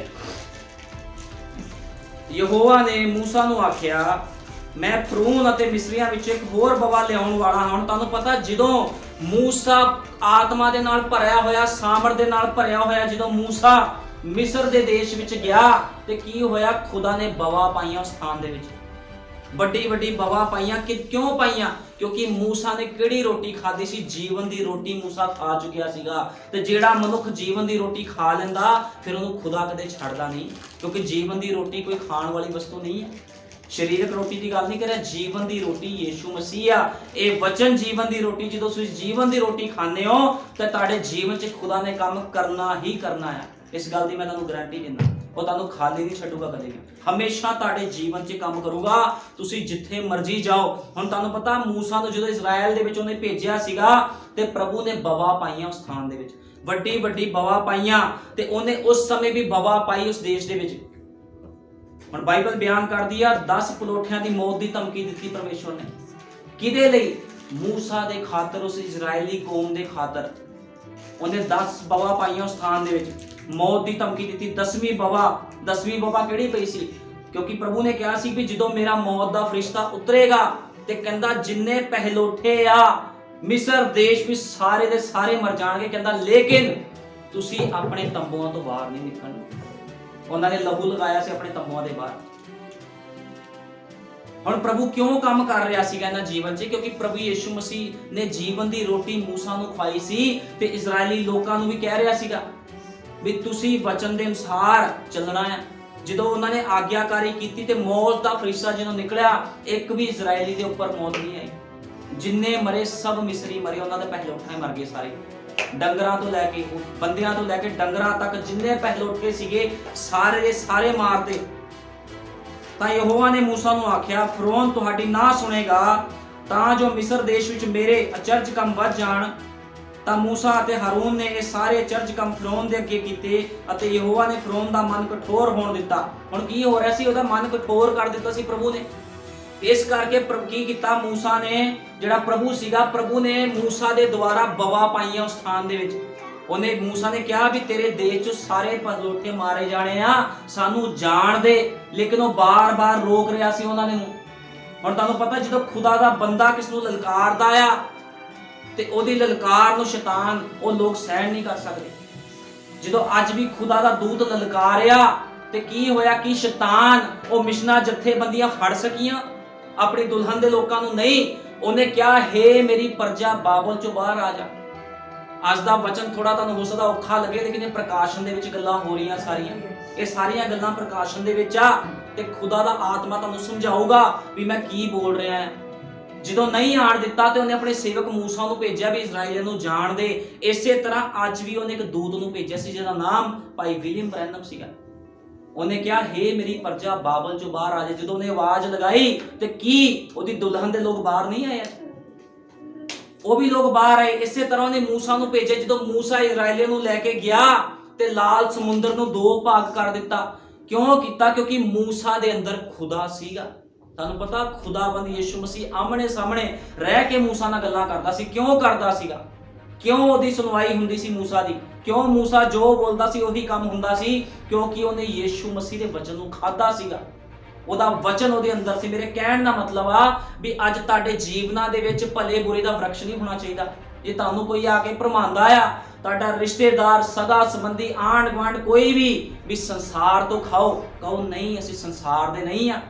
ਤੁਹਾਨੂੰ ਪਤਾ ਜਿਹੜਾ ਮਨੁੱਖ ਸੰਸਾਰ ਦਾ ਨਹੀਂ ਉਹ ਸੰਸਾਰ ਤੋਂ ਖਾ ਵੀ ਨਹੀਂ ਸਕਦਾ। ਇਹ ਤੁਸੀਂ ਸੰਸਾਰ ਤੋਂ ਖਾਓਗੇ ਤੁਸੀਂ ਬਿਮਾਰ ਹੋ ਜਾਓਗੇ। ਜਿਹੜੇ ਉੱਪਰੋਂ ਉਤਰੇ ਆ ਉਹਦੇ ਖੁਦਾ ਦੇ ਲੋਕ, ਉਹਨਾਂ ਨੂੰ ਉੱਪਰਲਾ ਭੋਜਨ ਹੀ ਖਾਣਾ ਪਵੇਗਾ ਤੇ ਉੱਪਰਲਾ ਭੋਜਨ ਕੁਝ ਹੋਰ ਨਹੀਂ। ਭਾਈ ਬ੍ਰੈਨਮ ਦਾ ਸੰਦੇਸ਼ ਆ ਕਿ ਤੁਸੀਂ ਇਸ ਭੋਜਨ ਚੋਂ ਖਾਓਗੇ ਕਦੇ ਬਿਮਾਰ ਨਹੀਂ ਪਾਓਗੇ। ਹੁਣ ਖੁਦਾਵੰਦ ਨੇ ਆਪਣੇ ਲੋਕਾਂ ਦੇ ਲਈ ਕੀ ਕੀਤਾ? ਮੂਸਾ ਨੂੰ ਖੜਾ ਕੀਤਾ ਤੇ ਮੂਸਾ ਨੇ ਕੀ ਕੀਤਾ? ਉਸ ਭੇਡਾਂ ਦੀ ਅਗਵਾਈ ਕੀਤੀ। ਜਿਹੜੇ ਉਹਦੇ ਲੋਕ ਸੀ 20 ਤੋਂ 22 ਲੱਖ ਲੋਕਾਂ ਨੂੰ ਮਿਸਰ ਦੇਸ਼ ਵਿੱਚੋਂ ਬਾਹਰ ਕੱਢ ਕੇ ਲੈ ਕੇ ਆ ਗਿਆ। ਤੇ ਉਹ ਲੋਕ, ਉਹਨਾਂ ਦੇ ਵਿੱਚੋਂ ਸਾਰੇ ਪ੍ਰਭੂ ਨੇ ਕਿਉਂ ਮਾਰੇ? ਬਾਅਦ ਇਹ ਵੀ ਸਵਾਲ ਬਹੁਤ ਵੱਡਾ ਉੱਠਦਾ ਵੀ ਜਿਹੜੇ ਇੰਨੇ ਲੋਕ ਕੱਢੇ ਸੀ ਪ੍ਰਭੂ ਨੇ ਮਾਰੇ ਕਿਉਂ? ਕੀ ਪ੍ਰਭੂ ਆਪਣੇ ਲੋਕਾਂ ਨੂੰ ਮਾਰ ਦਿੰਦਾ? ਪ੍ਰਭੂ ਨੇ ਕਿਹਾ ਸੀਗਾ ਵੀ ਤੁਸੀਂ ਵਚਨ ਦੇ ਅਨੁਸਾਰ ਕੰਮ ਕਰਨਾ, ਲੇਕਿਨ ਇਜ਼ਰਾਈਲੀ ਲੋਕਾਂ ਨੇ ਵਚਨ ਦੇ ਅਨੁਸਾਰ ਕੋਈ ਕੰਮ ਨਹੀਂ ਕੀਤਾ। ਪ੍ਰਭੂ ਉਹਨਾਂ ਨੂੰ ਮੰਨਾ ਖਵਾ ਰਿਹਾ ਸੀ ਤੇ ਉਹ ਮੂਸਾ ਦੇ ਖਿਲਾਫ, ਉਹਦੇ ਸੇਵਕ ਦੇ ਖਿਲਾਫ ਬੋਲ ਰਹੇ ਸੀਗੇ ਤੇ ਪ੍ਰਭੂ ਨੇ ਸਾਰੇ ਮਾਰਤੇ। ਲੇਕਿਨ ਕਿੰਨੇ ਜਣੇ ਉਸ ਦੇਸ਼ 'ਚ ਪ੍ਰਵੇਸ਼ ਕਰ ਸਕੇ? ਕਨਾਨ ਦੇ ਵਿੱਚ ਸਿਰਫ 2 ਯਹੋਸ਼ੂਆ ਤੇ ਕਲੇਬ ਪ੍ਰਵੇਸ਼ ਕਰ ਸਕੇ। ਜਿਹੜੇ ਨਵੀਂ ਪੀੜ੍ਹੀ ਦੇ ਲੋਕ ਸੀ ਉਹ ਤਾਂ ਬਚੇ ਸੀਗੇ, ਲੇਕਿਨ ਜਿਹੜੇ ਪੁਰਾਣੀ ਪੀੜ੍ਹੀ ਦੇ ਲੋਕ ਸੀ ਸਾਰੇ ਦੇ ਸਾਰੇ ਮਾਰਤੇ। ਤੁਹਾਨੂੰ ਪਤਾ ਕਿਉਂਕਿ ਖੁਦਾਵੰਦ ਉਹਨਾਂ ਲੋਕਾਂ 'ਚ ਵਾਸ ਕਰਦਾ ਜਿਹੜੇ ਆਪਣੇ ਆਪ ਨੂੰ ਪਵਿੱਤਰ ਕਰਕੇ ਰੱਖਦੇ ਆ। ਯਹੋਸ਼ੂਆ ਤੇ ਕਲੇਬ ਨੇ ਆਪਣੇ ਆਪ ਨੂੰ ਪਵਿੱਤਰ ਕਰਕੇ ਰੱਖਿਆ। ਉਹਨਾਂ ਨੇ ਵਚਨ ਦੇ ਖਿਲਾਫ ਕੋਈ ਗੱਲ ਨਹੀਂ ਕੀਤੀ। 40 ਸਾਲ ਲੱਗੇ। 40 ਦਿਨ ਦਾ ਸਫ਼ਰ 40 ਸਾਲਾਂ 'ਚ ਪੂਰਾ ਹੋਇਆ ਉਹਨਾਂ ਦਾ। ਤੇ ਪ੍ਰਭੂ ਚਾਹੁੰਦਾ ਸੀ ਵੀ ਮੈਂ ਇਹਨਾਂ ਨੂੰ ਆਪਣੀ ਰੋਟੀ ਖਵਾਵਾਂ। ਪ੍ਰਭੂ ਆਪਣੇ ਆਪ ਨੂੰ ਖਵਾਉਣਾ ਚਾਹੁੰਦਾ ਸੀ, ਲੇਕਿਨ ਉਹ ਕੀ ਖਾ ਰਹੇ ਸੀਗੇ? ਉਹ ਸੰਸਾਰ ਨੂੰ ਖਾ ਰਹੇ ਸੀ। ਉਹ ਗਲਤ ਕੰਮ ਕਰ ਰਹੇ ਸੀਗੇ, ਖੁਦਾ ਦੇ ਖਿਲਾਫ ਬੋਲ ਰਹੇ ਸੀ ਤੇ ਪ੍ਰਭੂ ਨੇ ਸਾਰੇ ਮਾਰਤੇ। ਕਿ ਇਸੇ ਤਰ੍ਹਾਂ ਅੱਜ ਨਹੀਂ ਹੈ? ਅੱਜ ਪਰਮੇਸ਼ਵਰ ਨੇ ਜਦੋਂ ਆਪਣਾ 7ਵਾਂ ਦੂਤ ਭੇਜਿਆ ਤਾਂ 7ਵਾਂ ਦੂਤ ਕਹਿ ਰਿਹਾ ਸੰਦੇਸ਼ ਦੇ ਪਿੱਛੇ ਚੱਲੋ, ਤੇ ਲੋਕੀ ਕਹਿੰਦੇ ਸੰਦੇਸ਼ ਦੇ ਪਿੱਛੇ ਨਹੀਂ, ਅਸੀਂ ਤਾਂ ਸੰਸਾਰ ਵੱਲ ਚੱਲਣਾ। ਜੇ ਸੰਸਾਰ ਵੱਲ ਚੱਲੋਗੇ ਤਾਂ ਫਿਰ ਤੁਸੀਂ ਨਿਆਂ ਥੱਲੇ ਚੱਲੋਗੇ। ਕਿਉਂਕਿ ਭਾਈ ਬ੍ਰੈਨਮ ਨੇ ਕਿਹਾ ਜੇ ਤੁਸੀਂ ਖੁਦਾ ਦੇ ਵਚਨ ਨੂੰ ਛੱਡ ਕੇ ਸੰਸਾਰ ਦੇ ਕੰਮਾਂ ਨੂੰ ਕਰਦੇ ਤੁਸੀਂ ਨਿਆਂ ਥੱਲੇ ਚਲੇ ਜਾਂਦੇ ਹੋ। ਖੁਦਾ ਤੁਹਾਨੂੰ ਨਹੀਂ ਮਾਰੇਗਾ, ਤੁਸੀਂ ਖੁਦ ਮੂੰਹ ਦੇ ਵਿੱਚ ਜਾਂਦੇ ਹੋ। ਇੱਕ ਮਨੁੱਖ ਖੁਦ ਮੌਤ ਦੇ ਵਿੱਚ ਚਲਾ ਜਾਂਦਾ ਹੈ। ਇਜ਼ਰਾਈਲੀਆਂ ਨੂੰ ਪ੍ਰਭੂ ਨੇ ਨਹੀਂ ਮਾਰਿਆ ਸੀ, ਉਹ ਖੁਦ ਮੌਤ ਦੇ ਥੱਲੇ ਗਏ ਆ, ਖੁਦ ਉਹਨਾਂ ਨੇ ਆਪਣੀ ਮੌਤ ਚੁਣੀ। ਜੇ ਅੱਜ ਖੁਦਾ ਨੇ ਸੱਚਾ ਸੰਦੇਸ਼ ਦਿੱਤਾ ਆ ਤੇ ਮਸੀਹ ਲੋਕਾਂ ਨੂੰ ਚਾਹੀਦਾ ਉਹ ਸੱਚੇ ਸੰਦੇਸ਼ ਵੱਲ ਚੱਲਣ। ਇਹ ਸੰਸਾਰਿਕ ਰੀਤੀ ਰਿਵਾਜ, ਸੰਸਾਰ ਦੇ ਕੰਮਾਂ ਵੱਲ ਨਾ ਦੇਖੋ, ਜਦੋਂ ਦੇਖਣਾ ਖੁਦਾ ਦੇ ਵਚਨ ਵੱਲ ਦੇਖੋ। ਤੁਹਾਨੂੰ ਪਤਾ ਜਦੋਂ ਤੱਕ ਪਤਰਸ ਪ੍ਰਭੂ ਯਿਸੂ ਮਸੀਹ ਵੱਲ ਵੇਖਦਾ ਰਿਹਾ ਉਹ ਪਾਣੀ ਦੇ ਉੱਪਰ ਚੱਲਦਾ ਰਿਹਾ, ਲੇਕਿਨ ਜਦੋਂ ਉਹਨੇ ਪਾਣੀ ਵੱਲ ਦੇਖਿਆ ਤੇ ਡੁੱਬਣਾ ਸ਼ੁਰੂ ਕਰ ਦਿੱਤਾ ਉਹਨੇ। ਇਸੇ ਤਰ੍ਹਾਂ ਅੱਜ ਜੇ ਤੁਸੀਂ ਸੰਦੇਸ਼ ਦੇ ਉੱਪਰ, ਸੰਦੇਸ਼ ਦੇ ਨਾਲ ਨਾਲ ਜੀਵਨ ਬਤੀਤ ਕਰਦੇ ਹੋ ਤੇ ਤੁਸੀਂ ਕੀ ਕਰੋਗੇ? ਉਸ ਯਰਦਨ ਨੂੰ ਪਾਰ ਕਰੋਗੇ। ਜੇ ਯਰਦਨ ਨੂੰ ਪਾਰ ਕਰੋਗੇ ਤੇ ਆਪਣੇ ਮੁਕਾਮ ਤੇ ਪਹੁੰਚ ਜਾਓਗੇ, ਨਹੀਂ ਤੇ ਇਸ ਸਮੁੰਦਰ 'ਚ ਡੁੱਬ ਜਾਓਗੇ, ਇਸ ਪਾਣੀ 'ਚ ਡੁੱਬ ਜਾਓਗੇ। ਕਿਉਂਕਿ ਇਹ ਪਾਣੀ ਕਾਹਦੇ ਨਾਲ ਭਰਿਆ ਹੋਇਆ ਹੈ? ਵੈਰ ਵਿਰੋਧ, ਈਰਖਾ ਦੇ ਨਾਲ ਭਰਿਆ ਹੋਇਆ। ਇਹ ਸੰਸਾਰ ਵੀ ਇੱਕ ਪਾਣੀ। ਇਸ ਕਰਕੇ ਪ੍ਰਕਾਸ਼ ਦੀ ਪੋਥੀ ਕਹਿੰਦੀ ਆ ਉਹ ਵੱਡੀ ਵੈਸ਼ਿਆ, ਵੱਡੀ ਕੰਜਰੀ ਪਾਣੀਆਂ ਦੇ ਉੱਤੇ ਬੈਠੀ ਹੋਈ ਹੈ। ਹੁਣ ਵੈਸ਼ਿਆ ਦਾ ਮਤਲਬ ਕੀ ਹੁੰਦਾ? ਜਿਹਨੇ ਆਪਣੇ ਪਤੀ ਦੇ ਨਾਲ ਵਫਾਦਾਰੀ ਨਹੀਂ ਕੀਤੀ, ਹੋਰ ਪਤੀ ਕਰ ਲਿਆ, ਉਹਨੂੰ ਵੈਸ਼ਿਆ ਕਿਹਾ ਜਾਂਦਾ ਹੈ। ਹੁਣ ਉਹਦੀ ਧੀਆਂ ਵੀ ਆ। ਹੁਣ ਉਹਦੀ ਧੀਆਂ ਕੌਣ ਆ? ਮਿਸ਼ਨਾਂ ਜਥੇਬੰਦੀਆਂ ਉਹਦੀ ਧੀਆਂ ਆ। ਹੁਣ ਉੱਥੇ ਸੱਚਾ ਵਚਨ ਪ੍ਰਚਾਰ ਨਹੀਂ ਹੁੰਦਾ। ਹੁਣ ਤੁਹਾਨੂੰ ਪਤਾ 2 ਤਰ੍ਹਾਂ ਦੀ ਰੋਟੀ ਆ। ਹੁਣ ਮੈਂ ਤੁਹਾਨੂੰ ਬਾਈਬਲ 'ਚ ਸਿੱਧ ਕਰਦਾ ਆ। ਆਓ ਅਸੀਂ ਬਾਈਬਲ 'ਚ ਪੜ੍ਹਦੇ ਆ। ਊਚ 12 ਦੀ 5 ਤੋਂ ਪੜਾਂਗੇ। ਊਚ 12 ਦੀ 5। ਤੁਹਾਡਾ ਲੇਲਾ ਬਸ਼ ਤੋਂ ਰਹਿਤ ਅਤੇ 1 ਵਰੇ ਦਾ ਨਰ ਹੋਵੇ। ਤੁਸੀਂ ਭੇਡਾਂ ਜਾਂ ਬੱਕਰੀਆਂ ਤੋਂ ਲਓ ਅਤੇ ਤੁਸੀਂ ਉਸ ਦੇਸ਼, ਕਹਿੰਦਾ ਤੁਸੀਂ ਉਸ ਨੂੰ ਇਸ ਮਹੀਨੇ ਦੀ 14ਵੀਂ ਤਰੀਕ ਰੱਖ ਛੱਡਣਾ ਅਤੇ ਇਸਰਾਇਲ ਦੀ ਮੰਡਲੀ ਦੀ ਸਾਰੀ ਸਭਾ ਸ਼ਾਮ ਨੂੰ ਉਸ ਤੋਂ ਕੱਟੇ ਔਰ ਉਸ ਦੇ ਲਹੂ ਵਿੱਚੋਂ ਲੈ ਕੇ ਉਹਨਾਂ ਘਰਾਂ ਦੇ ਜਿੱਥੇ ਉਹ ਖਾਣਗੇ ਦੋਹੀ ਬਾਹੀ ਅਤੇ ਸ਼ੇਰੂ ਲਾਉਣ। ਫਿਰ ਉਹ ਸ਼ਾਮ ਨੂੰ ਉਸੇ ਰਾਤ ਅੱਗ ਨਾਲ ਭੁੰਨ ਕੇ ਤੀਰੀ ਰੋਟੀ ਨਾਲ ਖਾਣ ਅਤੇ ਕੋੜੀ ਭਾਜੀ ਨਾਲ ਖਾਣ। ਉਸ ਵਿੱਚੋਂ ਕੱਚਾ ਅਥਵਾ ਪਾਣੀ ਵਿੱਚ ਰਿੰਨਿਆ ਹੋਇਆ ਕਦੇ ਨਾ ਖਾਓ। ਤੁਹਾਨੂੰ ਪਤਾ ਹੁਣ ਇਜ਼ਰਾਈਲੀਆਂ ਨੂੰ ਜਦੋਂ ਮਿਸਰ ਚੋਂ ਬਾਹਰ ਕੱਢਣਾ ਸੀ, ਪ੍ਰਭੂ ਨੇ ਇਹਨਾਂ ਨੂੰ ਕਿਹਾ ਸੀ ਤੁਸੀਂ ਲੇਲਾ ਖਾਣਾ ਆ। ਲੇਲਾ ਕਿਸ ਚੀਜ਼ ਨੂੰ ਦਰਸਾਉਂਦਾ? ਲੇਲਾ ਪ੍ਰਭੂ ਯੀਸ਼ੂ ਮਸੀਹ ਨੂੰ ਦਰਸਾਉਂਦਾ। ਜੇ ਤੁਸੀਂ ਪ੍ਰਭੂ ਯੀਸ਼ੂ ਮਸੀਹ ਨੂੰ ਖਾਓਗੇ ਤੇ ਕਿੱਦਾਂ ਖਾਣਾ ਆ? ਉਹਨੇ ਇਜ਼ਰਾਈਲੀਆਂ ਨੂੰ ਕਿਹਾ ਸੀ ਤੁਸੀਂ ਸਰੀਰਕ ਤੌਰ ਤੇ ਕਹਿ ਰਹੇ ਸੀ ਵੀ ਤੁਸੀਂ ਖਾਣਾ, ਤੇ ਕਿੱਦਾਂ ਖਾਣਾ? ਆਪਣਾ ਆਪ ਦਾ ਪ੍ਰਗਟਾਵਾ ਕਰ ਰਹੇ ਸੀ। ਕਹਿੰਦਾ ਅੱਗ ਵਿੱਚ ਭੁੰਨ ਕੇ ਖਾਣਾ ਆ। ਕਹਿੰਦਾ ਤੁਸੀਂ ਉਸ ਵਿੱਚੋਂ ਕੱਚਾ ਅਥਵਾ ਪਾਣੀ ਵਿੱਚ ਰਿੰਨਿਆ ਹੋਇਆ ਕਦੇ ਨਾ ਖਾਇਓ। ਤੁਹਾਨੂੰ ਪਤਾ ਅੱਜ ਬਹੁਤ ਲੋਕ ਵਚਨ ਨੂੰ ਕੱਚਾ ਹੀ ਖਾਣਾ ਚਾਹੁੰਦੇ ਆ। ਸਿਰਫ ਚੰਗਿਆਈਆਂ ਦੇ ਦਿਓ, ਵਚਨ ਤੇ ਨਹੀਂ ਚੱਲਣਾ। ਪਾਣੀ ਵਿੱਚ ਰਿੰਨਿਆ ਹੋਇਆ ਵੀ ਨਹੀਂ ਖਾਣਾ। ਅੱਜ ਲੋਕ ਕੀ ਕਰਦੇ? ਮਿਸ਼ਨਾਂ ਜਥੇਬੰਦੀਆਂ ਵਿੱਚ ਜਿਹੜੇ ਸੇਵਕ ਉਹ ਕੀ ਕਰਦੇ ਆ? ਪਾਣੀ ਵਿੱਚ ਰਿੰਨ ਕੇ ਦਿੰਦੇ ਆ ਲੋਕਾਂ ਨੂੰ। ਪਾਣੀ ਦਾ ਮਤਲਬ ਆ ਸੰਸਾਰ ਦੇ ਵਿੱਚ ਮਿਕਸ ਕਰਕੇ, ਵਚਨ ਨੂੰ ਸੰਸਾਰ ਦੇ ਨਾਲ ਮਿਕਸ ਕਰਕੇ ਕਹਿੰਦੇ ਹੁਣ ਖਾ ਲਓ। ਤੂੰ ਚਰਚ ਵੀ ਆ, ਮੇਕਅਪ ਵੀ ਕਰ, ਤੂੰ ਚਰਚ ਵੀ ਆ, ਬਾਲ ਵੀ ਕਟਵਾ। ਇਹ ਕੀ ਆ? ਪਾਣੀ 'ਚ ਰਿੰਨਿਆ ਹੋਇਆ ਦੇ ਰਹੇ ਆ। ਲੇਕਿਨ ਪ੍ਰਭੂ ਕਹਿੰਦਾ ਭੁੱਜਿਆ ਹੋਇਆ ਖਾਣਾ ਆ। ਪਾਣੀ 'ਚ ਰਿੰਨਿਆ ਹੋਇਆ ਨਹੀਂ ਖਾਣਾ। ਸੰਸਾਰ ਦੇ ਵਿੱਚ ਮਿਕਸ ਵਚਨ ਨਹੀਂ ਤੁਸੀਂ ਖਾਣਾ। ਇਹ ਵਚਨ ਕੌਣ ਖਵਾਉਂਦਾ? ਮਿਸ਼ਨਾਂ ਜਥੇਬੰਦੀਆਂ ਇਹ ਵਚਨ ਨੂੰ ਖਵਾਉਂਦੀਆਂ ਆ। ਪਾਣੀ 'ਚ ਰਿੰਨ ਕੇ ਤੁਹਾਨੂੰ ਦੇ ਰਹੀਆਂ, ਖਾਓ। ਅੱਧਾ ਪਾਣੀ ਖਾਓ ਤੇ ਪ੍ਰਭੂ ਦਾ ਵਚਨ ਵੀ ਖਾਓ। ਸੰਸਾਰ 'ਚ ਵੀ ਜਾਓ ਤੇ ਆਤਮਿਕ ਕੰਮ ਵੀ ਕਰੋ। ਲੇਕਿਨ ਖੁਦਾ ਦਾ ਵਚਨ ਕਹਿੰਦਾ ਤੁਸੀਂ ਭੁੱਜਿਆ ਹੋਇਆ ਖਾਣਾ, ਕਿਉਂਕਿ ਬਾਈਬਲ ਇਸ ਚੀਜ਼ ਨੂੰ ਬਿਆਨ ਕਰਦੀ ਹੈ ਤੁਸੀਂ ਖਾਓ, ਸਗੋਂ ਅੱਗ ਨਾਲ ਭੁੰਨਿਆ ਹੋਇਆ ਵਚਨ ਖਾਓ। ਤੁਹਾਨੂੰ ਪਤਾ ਜਿਹੜਾ ਵਚਨ ਮੈਂ ਤੁਹਾਨੂੰ ਖਵਾ ਰਿਹਾ ਇਹ ਅੱਗ ਦੇ ਨਾਲ ਭੁੰਨਿਆ ਹੋਇਆ ਆ। ਜਦੋਂ ਨੇ ਪਤਰਸ ਨੂੰ ਕਿਹਾ ਸੀਗਾ ਮੈਂ ਤੇਰੇ ਉੱਤੇ ਆਪਣੀ ਕਲੀਸਿਆ ਬਣਾਵਾਂਗਾ, ਅਧਲੋਕ ਦੇ ਫਾਟਕਾਂ ਦਾ ਮੇਰੀ ਕਲੀਸਿਆ ਦੇ ਉੱਪਰ ਕੋਈ ਵਸ ਨਾ ਹੋਵੇਗਾ। ਤੇ ਜਦੋਂ ਪੈਂਤੇਕੋਸਤ ਦੇ ਦਿਨ ਪਵਿੱਤਰ ਆਤਮਾ ਉਤਰਿਆ ਤੇ ਜਿਹੜਾ ਪਤਰਸ ਨੇ ਜਦੋਂ ਵਚਨ ਖਵਾਇਆ ਲੋਕਾਂ ਨੂੰ, ਜਦੋਂ 3000 ਜਣਿਆਂ ਨੇ ਪਤਰਸ ਦੇ ਕਹਿਣ ਤੇ ਬਸਮਾ ਲੈ ਲਿਆ, ਉਹ ਕਿਹੜਾ ਵਚਨ ਸੀ? ਅੱਗ ਦੇ ਨਾਲ ਭੁੰਨਿਆ ਹੋਇਆ। ਅੱਗ ਦਾ ਮਤਲਬ ਆ ਪਵਿੱਤਰ ਆਤਮਾ। ਤੇ ਕੀ ਅੱਜ ਜਿਹੜਾ ਤੁਸੀਂ ਭੋਜਨ ਖਾ ਰਹੇ ਹੋ ਪਵਿੱਤਰ ਆਤਮਾ ਦਾ ਭੁੰਨਿਆ ਹੋਇਆ ਭੋਜਨ ਨਹੀਂ ਆ? ਇਹ ਪਵਿੱਤਰ ਆਤਮਾ ਦਾ ਦਿੱਤਾ ਹੋਇਆ ਭੋਜਨ ਆ, ਭੁੰਨਿਆ ਹੋਇਆ ਭੋਜਨ ਆ। ਭੁੰਨੇ ਹੋਏ ਭੋਜਨ ਦਾ ਮਤਲਬ ਆ ਪ੍ਰਕਾਸ਼ਨ। ਤੁਸੀਂ ਪ੍ਰਕਾਸ਼ਨ ਵਾਲਾ ਭੋਜਨ ਖਾ ਰਹੇ ਹੋ। ਤੇ ਇਸ ਪ੍ਰਕਾਸ਼ਨ ਵਾਲੇ ਭੋਜਨ ਨੂੰ ਕੌਣ ਲੈ ਕੇ ਆਇਆ? ਸਾਡਾ ਪਿਆਰਾ ਭਾਈ ਵਿਲੀਅਮ ਬ੍ਰੈਨਮ ਲੈ ਕੇ ਆਇਆ। ਉਹਨੇ ਸਾਨੂੰ ਭੁੰਨ ਕੇ ਦਿੱਤਾ ਵਚਨ ਨੂੰ, ਕਿਉਂਕਿ ਤੁਹਾਨੂੰ ਪਤਾ ਭੁੰਨ ਕੇ ਵੀ ਤਾਂ ਕੋਈ ਦਊਗਾ। ਜੇ ਵਚਨ ਆਇਆ ਆ ਤੇ ਵਚਨ ਨੂੰ ਪਰੋਸਣ ਵਾਲਾ ਵੀ ਤਾਂ ਕੋਈ ਹੋਣਾ ਚਾਹੀਦਾ। ਜਿੱਦਾਂ ਹੁਣ ਵਚਨ ਉਤਰਦਾ ਆ ਤੇ ਵਚਨ ਨੂੰ ਕੌਣ ਪਰੋਸਦਾ? ਇੱਕ ਸੇਵਕ ਪਰੋਸਦਾ। ਤੇ ਸੇਵਕਾਂ ਦੇ ਕੋਲ ਵਚਨ ਕਿੱਥੋਂ ਆਇਆ? ਨਬੀ ਦੇ ਦੁਆਰਾ। ਤੇ ਉਹ ਨਬੀ ਕੌਣ ਸੀਗਾ? ਭਾਈ ਬ੍ਰੈਨਮ ਸੀਗਾ। ਇਸ ਕਰਕੇ ਪ੍ਰਭੂ ਕਹਿੰਦਾ ਤੁਸੀਂ ਰਿੰਨਿਆ ਹੋਇਆ ਕਦੀ ਨਾ ਖਾਇਓ। ਕਹਿੰਦਾ ਪਾਣੀ ਵਾਲਾ ਭੋਜਨ ਕਦੇ ਨਾ ਖਾਇਓ। ਪਾਣੀ ਵਿੱਚ ਰਿੰਨਿਆ ਹੋਇਆ ਮਾਂਸ ਤੁਸੀਂ ਕਦੇ ਨਾ ਖਾਇਓ। ਹੁਣ ਇਜ਼ਰਾਈਲੀ ਲੋਕਾਂ ਨੂੰ ਕਹਿ ਰਿਹਾ, ਇਜ਼ਰਾਈਲੀ ਲੋਕਾਂ ਨੂੰ ਉਸ ਸਮੇਂ ਕਹਿ ਰਿਹਾ ਸੀਗਾ ਪ੍ਰਭੂ ਵੀ ਤੁਸੀਂ ਪਾਣੀ 'ਚ ਰਿੰਨਿਆ ਹੋਇਆ ਨਹੀਂ ਖਾਣਾ, ਭੁੰਨ ਕੇ ਖਾਣਾ। ਆਪਣੀ ਆਗਿਆਕਾਰੀ ਨੂੰ ਪੇਸ਼ ਕਰ ਰਿਹਾ ਸੀ ਪ੍ਰਭੂ ਵੀ ਤੁਸੀਂ ਮੇਰੀ ਆਗਿਆਕਾਰੀ ਕਿੱਦਾਂ ਕਰਨੀ ਹੈ। ਕੀ ਤੁਹਾਨੂੰ ਸਮਝ ਲੱਗ ਰਹੀ ਹੈ ਵਚਨ ਦੀ ਸਭਨਾਂ ਨੂੰ ਜੋ ਮੈਂ ਕਹਿ ਰਿਹਾ? ਇਸੇ ਤਰ੍ਹਾਂ ਜੇ ਤੁਸੀਂ ਅੱਜ ਵਚਨ ਖਾਣਾ ਆ ਤੇ ਵਚਨ ਨੂੰ ਕਿੱਦਾਂ ਤੁਸੀਂ ਆਪਣੇ ਅੰਦਰ ਲੈਣਾ। ਇਹ ਨਹੀਂ ਵੀ ਜਿਹਨੇ ਜੋ ਮਰਜ਼ੀ ਕਹਿਤਾ ਤੁਸੀਂ ਉਦਾਂ ਵਚਨ ਨੂੰ ਐਕਸੈਪਟ ਕਰ ਲੈਣਾ। ਵਚਨ ਨੂੰ ਵਚਨ ਦੇ ਤਰੀਕੇ ਦੇ ਨਾਲ ਐਕਸੈਪਟ ਕਰਨਾ। ਜੇ ਬਾਈਬਲ ਬਿਆਨ ਕਰਦੀ ਆ ਬਸਮਾ ਯੀਸ਼ੂ ਮਸੀਹ ਦੇ ਨਾਮ 'ਚ ਆ ਤੇ ਕੋਈ ਮਤਲਬ ਨਹੀਂ ਸੰਸਾਰ ਕਿੱਦਾਂ ਦੇ ਰਿਹਾ ਆ। ਪਾਣੀ 'ਚ ਰਿੰਨਿਆ ਹੋਇਆ ਵਚਨ ਤੁਹਾਨੂੰ ਸੰਸਾਰ ਦੇ ਰਿਹਾ, ਉਹ ਵਚਨ ਨਹੀਂ ਤੁਸੀਂ ਖਾਣਾ। ਤੁਸੀਂ ਅੱਗ 'ਚ ਭੁੰਨਿਆ ਹੋਇਆ ਵਚਨ ਖਾਣਾ। ਅੱਗ 'ਚ ਭੁੰਨਿਆ ਹੋਇਆ ਵਚਨ ਜਦੋਂ ਪਤਰਸ ਨੇ ਕਿਹਾ ਆਪਣੇ ਆਪਣੇ ਗੁਨਾਹ ਪਾਪਾਂ ਦੀ ਮਾਫੀ ਦੇ ਲਈ ਪ੍ਰਭੂ ਯੀਸ਼ੂ ਮਸੀਹ ਦੇ ਨਾਮ 'ਚ ਬਸਮਾ ਲਓ ਤਾਂ ਪਵਿੱਤਰ ਆਤਮਾ 'ਚ ਦਾਨ ਪਾਓਗੇ। ਇਹ ਸੀ ਅੱਗ ਨਾਲ ਭੁੰਨਿਆ ਹੋਇਆ ਵਚਨ। ਇਸ ਕਰਕੇ ਉਹਨੇ ਕਿਹਾ ਲੇਲਾ ਪੂਰਾ ਖਾਣਾ ਆ ਅਤੇ ਤੁਸੀਂ ਸਵੇਰ ਤੱਕ ਉਸ ਵਿੱਚੋਂ ਬਚਾ ਕੇ ਨਾ ਰੱਖਿਓ, ਪਰ ਜੇ ਉਸ ਤੋਂ ਕੁਝ ਬਚ ਰਹੇ ਤਾਂ ਉਸ ਨੂੰ ਅੱਗ ਵਿੱਚ ਸਾੜ ਦਿਓ ਅਤੇ ਤੁਸੀਂ ਉਸ ਨੂੰ ਐਉਂ ਖਾਣਾ ਆਪਣੇ ਲੱਕ ਬੰਨ੍ਹ ਕੇ ਅਤੇ ਆਪਣੀ ਜੁੱਤੀ ਪੈਰੀ ਪਾ ਕੇ ਆਪਣੀ ਲਾਠੀ ਆਪਣੇ ਹੱਥ ਵਿੱਚ ਲੈ ਕੇ ਉਸ ਨੂੰ ਛੇਤੀ ਛੇਤੀ ਖਾਣਾ, ਕਿਉਂ ਜੋ ਇਹ ਯਹੋਵਾ ਦਾ ਪਸਾਹ ਹੈ। ਮੈਂ ਉਸ ਰਾਤ ਮਿਸਰ ਦੇਸ਼ ਵਿੱਚੋਂ ਲੰਘਾਂਗਾ ਅਤੇ ਮਿਸਰ ਦੇਸ਼ ਦੇ ਪਹਿਲੌਟੇ ਭਾਵੇਂ ਮਨੁੱਖ ਦਾ ਭਾਵੇਂ ਡੰਗਰ ਦਾ ਮਾਰ ਸੁੱਟਾਂਗਾ। ਮਿਸਰ ਦੇ ਸਾਰੇ ਦੇਵਤਾ ਦਾ ਨਿਆਂ ਕਰਾਂਗਾ। ਮੈਂ ਯਹੋਵਾ ਹਾਂ ਔਰ ਉਹ ਲਹੂ ਤੁਹਾਡੇ ਲਈ ਘਰਾਂ ਉੱਤੇ ਜਿੱਥੇ ਤੁਸੀਂ ਹੋਵੋਗੇ ਨਿਸ਼ਾਨ ਹੋਵੇਗਾ।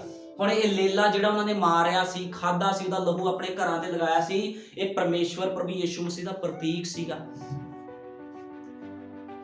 ਤੁਹਾਨੂੰ ਪਤਾ ਜਦੋਂ ਤੁਸੀਂ ਅੱਜ ਅੱਗ ਪਵਿੱਤਰ ਆਤਮਾ ਨੂੰ ਖਾ ਰਹੇ ਆ, ਜਦੋਂ ਪਵਿੱਤਰ ਆਤਮਾ ਤੁਹਾਡੇ ਜੀਵਨਾਂ ਵਿੱਚ ਆਉਂਦਾ, ਤੁਹਾਡੇ ਜੀਵਨ 'ਚ ਕਿੱਦਾਂ ਦੇ ਕੰਮ ਹੁੰਦੇ ਆ। ਤੁਹਾਡੇ ਕੋਲ ਕੋਈ ਮੌਤ ਤੁਹਾਡੇ ਵੱਸ 'ਚ ਨਹੀਂ, ਤੁਹਾਨੂੰ ਵੱਸ 'ਚ ਨਹੀਂ ਕਰ ਸਕਦੀ, ਕਿਉਂਕਿ ਪ੍ਰਭੂ ਯਿਸੂ ਮਸੀਹ ਨੇ ਸਾਫ਼ ਕਿਹਾ ਜਿਹੜਾ ਮੈਨੂੰ ਖਾਂਦਾ ਹੈ ਉਹ ਕਦੇ ਵੀ ਮਰੇਗਾ ਨਹੀਂ, ਜਿਹੜਾ ਮੈਨੂੰ ਪੀਂਦਾ ਨਾ ਭੁੱਖਾ ਰਹੇਗਾ ਨਾ ਪਿਆਸਾ ਰਹੇਗਾ ਨਾ ਮੌਤ ਵਿੱਚ ਜਾਵੇਗਾ। ਹੁਣ ਇਹਨਾਂ ਦੇ ਕੋਲ ਵੀ ਮੌਤ ਨਹੀਂ ਆਈ ਕਿਉਂਕਿ ਇਹਨਾਂ ਨੇ ਪਹਿਲੇ ਵਚਨ ਨੂੰ ਪੂਰਾ ਕੀਤਾ। ਜੇ ਪ੍ਰਭੂ ਨੇ ਕਿਹਾ ਸੀ ਲੇਲਾ ਖਾਣਾ, ਇਹਨਾਂ ਨੇ ਲੇਲਾ ਖਾਦਾ ਪਹਿਲਾਂ ਮਾਰ ਕੇ, ਫਿਰ ਉਸੇ ਲੇਲੇ ਦੇ ਜਿਹੜਾ ਲਹੂ ਸੀ ਆਪਣੇ ਘਰਾਂ ਦੇ ਉੱਪਰ ਲਗਾਇਆ। ਜਦੋਂ ਮੌਤ ਦਾ ਫਰਿਸ਼ਤਾ ਆਇਆ, ਜਦੋਂ ਮੌਤ ਦਾ ਉਹ ਫਰਿਸ਼ਤਾ ਆਇਆ ਤੇ ਕੀ ਹੋਇਆ, ਜਦੋਂ ਡੈਥ ਐਂਜਲ ਆਇਆ, ਡੈਥ ਐਂਜਲ ਮੌਤ ਦਾ ਫਰਿਸ਼ਤਾ ਜਦੋਂ ਆਇਆ ਮਿਸਰ ਦੇ ਦੇਸ਼ ਵਿੱਚ, ਇੱਕ ਵੀ ਇਜ਼ਰਾਈਲੀ ਨੂੰ ਨੁਕਸਾਨ ਨਹੀਂ ਹੋਇਆ, ਸਾਰੇ ਦੇ ਸਾਰੇ ਮਿਸਰੀ ਲੋਕਾਂ ਦੇ ਪਹਿਲੋਠੇ ਮਾਰੇ ਗਏ। ਤੁਹਾਨੂੰ ਪਤਾ ਅੱਜ ਬਵਾ ਨਹੀਂ ਆ ਰਹੀਆਂ ਦੇਸ਼ਾਂ ਦੇ ਉੱਪਰ, ਅੱਜ ਬਵਾ ਆ ਰਹੀਆਂ, ਬਿਮਾਰੀਆਂ ਆ ਰਹੀਆਂ, ਲੇਕਿਨ ਜਿਹੜੇ ਪਵਿੱਤਰ ਆਤਮਾ ਪਾਏ ਹੋਏ ਲੋਕ ਆ, ਇਹ ਮੌਤ, ਇਹ ਬਵਾ ਉਹਨਾਂ ਲੋਕਾਂ ਦਾ ਕੁਝ ਨਹੀਂ ਵਿਗਾੜ ਸਕਦੀ, ਕਿਉਂਕਿ ਤੁਸੀਂ ਵੀ ਅੱਜ ਭੁੰਨਿਆ ਹੋਇਆ ਲੇਲਾ ਖਾ ਰਹੇ ਹੋ। ਤੇ ਉਹ ਭੁੰਨਿਆ ਹੋਇਆ ਲੇਲਾ ਕੁਝ ਹੋਰ ਨਹੀਂ, ਭਾਈ ਵਿਲੀਅਮ ਬ੍ਰੈਨਮ ਦਾ ਸੰਦੇਸ਼ ਆ ਜਿਹਨੂੰ ਤੁਸੀਂ ਅੱਜ ਖਾ ਰਹੇ ਹੋ।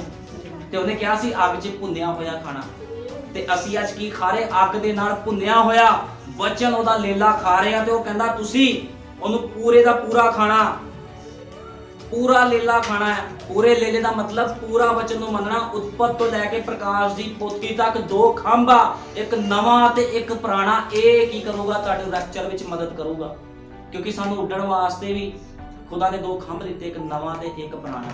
ਅਸੀਂ ਦੋਨਾਂ ਤੇ ਵਿਸ਼ਵਾਸ ਕਰਦੇ ਹਾਂ। ਇਸ ਕਰਕੇ ਜਿਹੜਾ ਸੰਸਾਰ ਆ ਉਹ ਸੰਸਾਰ ਦੀ ਰੋਟੀ ਖਾ ਰਿਹਾ, ਲੇਕਿਨ ਤੁਸੀਂ ਆਤਮਿਕ ਰੋਟੀ ਖਾਣੀ ਹੈ। ਤੇ ਇਸ ਕਰਕੇ ਨਬੀ ਕਹਿੰਦਾ ਜ਼ਿੰਦਗੀ ਔਰ ਮੌਤ ਇਸ ਚੀਜ਼ ਪਰ ਨਿਰਭਰ ਕਰਤੀ ਹੈ ਕਿ ਆਪ ਕੀ ਖਾਤੇ ਹੋ। ਕਹਿੰਦਾ ਤੁਹਾਡੀ ਜ਼ਿੰਦਗੀ, ਤੁਹਾਡੀ ਮੌਤ ਇਸ ਚੀਜ਼ ਤੇ ਨਿਰਭਰ ਕਰਦੀ ਆ ਵੀ ਤੁਸੀਂ ਖਾਂਦੇ ਕੀ ਹੋ। ਕੀ ਤੁਸੀਂ ਸਰੀਰ ਦਾ ਖਾਣਾ ਖਾ ਰਹੇ ਹੋ ਜਾਂ ਤੁਸੀਂ ਆਤਮਿਕ ਖਾਣਾ ਖਾ ਰਹੇ ਹੋ? ਕੀ ਤੁਸੀਂ ਭਲੇ ਬੁਰੇ ਦੇ ਵ੍ਰਿਕਸ਼ ਤੋਂ ਖਾ ਰਹੇ ਹੋ ਜਾਂ ਜੀਵਨ ਦੇ ਵ੍ਰਿਕਸ਼ ਤੋਂ ਤੁਸੀਂ ਖਾ ਰਹੇ ਹੋ? ਜਿਹੜਾ ਬੰਦਾ ਜੀਵਨ ਦੇ ਵ੍ਰਿਕਸ਼ ਤੋਂ ਖਾਂਦਾ ਆ, ਤੁਹਾਨੂੰ ਪਤਾ ਲੋਕ ਉਹਨਾਂ ਨਫ਼ਰਤ ਕਰਦੇ ਆ। ਉਹ ਕਹਿੰਦਾ ਇਸ ਭੈਣ ਭਾਈ ਕੋ ਨਹੀਂ ਪੈਣਾ, ਇੱਕੋ ਜਾਵਾਂਗੇ ਨੇ ਪ੍ਰਭੂ ਦੀ ਗੱਲ ਕਰਨੀ ਹੈ ਤੇ ਸੰਸਾਰ ਦੀ ਤਾਂ ਗੱਲ ਕਰਨੀ ਨਹੀਂ। ਤੁਹਾਨੂੰ ਪਤਾ ਅੱਜ ਮੇਰੇ ਨਾਲ ਬਹੁਤ ਲੋਕ ਨਫ਼ਰਤ ਕਰਦੇ ਆ, ਮੇਰੇ ਰਿਸ਼ਤੇਦਾਰ ਵੀ ਮੇਰੇ ਤੋਂ ਨਫ਼ਰਤ ਕਰਦੇ। ਉਹ ਕਹਿੰਦੇ ਇਸ ਬੰਦੇ ਨੂੰ ਨਹੀਂ ਬੁਲਾਣਾ, ਇਹਨੂੰ ਵਿਆਹ ਤੇ ਨਹੀਂ ਬੁਲਾਣਾ, ਕਿ ਸਾਡਾ ਵਿਆਹ ਖਰਾਬ ਕਰ ਦੂਗਾ, ਇਹ ਸਾਨੂੰ ਟੋਕਦਾ, ਇਹ ਸਾਨੂੰ ਬੋਲਦਾ ਹੈ। ਕਿਉਂਕਿ ਤੁਹਾਨੂੰ ਪਤਾ ਜੋ ਬੰਦੇ 'ਚ ਪਾਇਆ ਜਾਂਦਾ ਉਹੀ ਬਾਹਰ ਹੁੰਦਾ, ਜੋ ਬੰਦੇ ਦੇ ਅੰਦਰ ਹੁੰਦਾ ਉਹੀ ਬਾਹਰ ਆਣਾ ਹੈ। ਜੋ ਮੇਰੇ ਅੰਦਰ ਆ ਉਹ ਬਾਹਰ ਹੀ ਆਣਾ ਆ, ਠੀਕ ਹੈ ਨਾ। ਕਹਿਣ ਦਾ ਮਤਲਬ ਜੇ ਇੱਕ ਆਤਮਿਕ ਮਨੁੱਖ ਆ ਤੇ ਉਹ ਆਤਮਾ ਦੇ ਕੰਮਾਂ ਨੂੰ ਹੀ ਬਾਹਰ ਪ੍ਰਗਟ ਕਰੂਗਾ, ਸਰੀਰਕ ਕੰਮ ਨਹੀਂ ਪ੍ਰਗਟ ਹੋਣਗੇ ਉਹਦੇ ਵਿੱਚੋਂ। ਲੇਕਿਨ ਜਿਹੜਾ ਮਨੁੱਖ ਸਰੀਰਕ ਆ ਉਹ ਕਦੇ ਆਤਮਿਕ ਗੱਲਾਂ ਨੂੰ ਪ੍ਰਗਟ ਨਹੀਂ ਕਰ ਸਕਦਾ। ਉਹ ਢੋਂਗ ਕਰ ਸਕਦਾ ਆ ਲੇਕਿਨ ਪ੍ਰਗਟਾਵਾ ਨਹੀਂ ਕਰ ਸਕਦਾ ਉਸ ਚੀਜ਼ ਦਾ। ਇਸ ਕਰਕੇ ਜੀਵਨ ਦੀ ਰੋਟੀ ਖਾਓ, ਹਮੇਸ਼ਾ ਖੁਦਾ ਦੇ ਸੱਚੇ ਵਚਨ ਦੇ ਵਿੱਚ ਖਾਓ।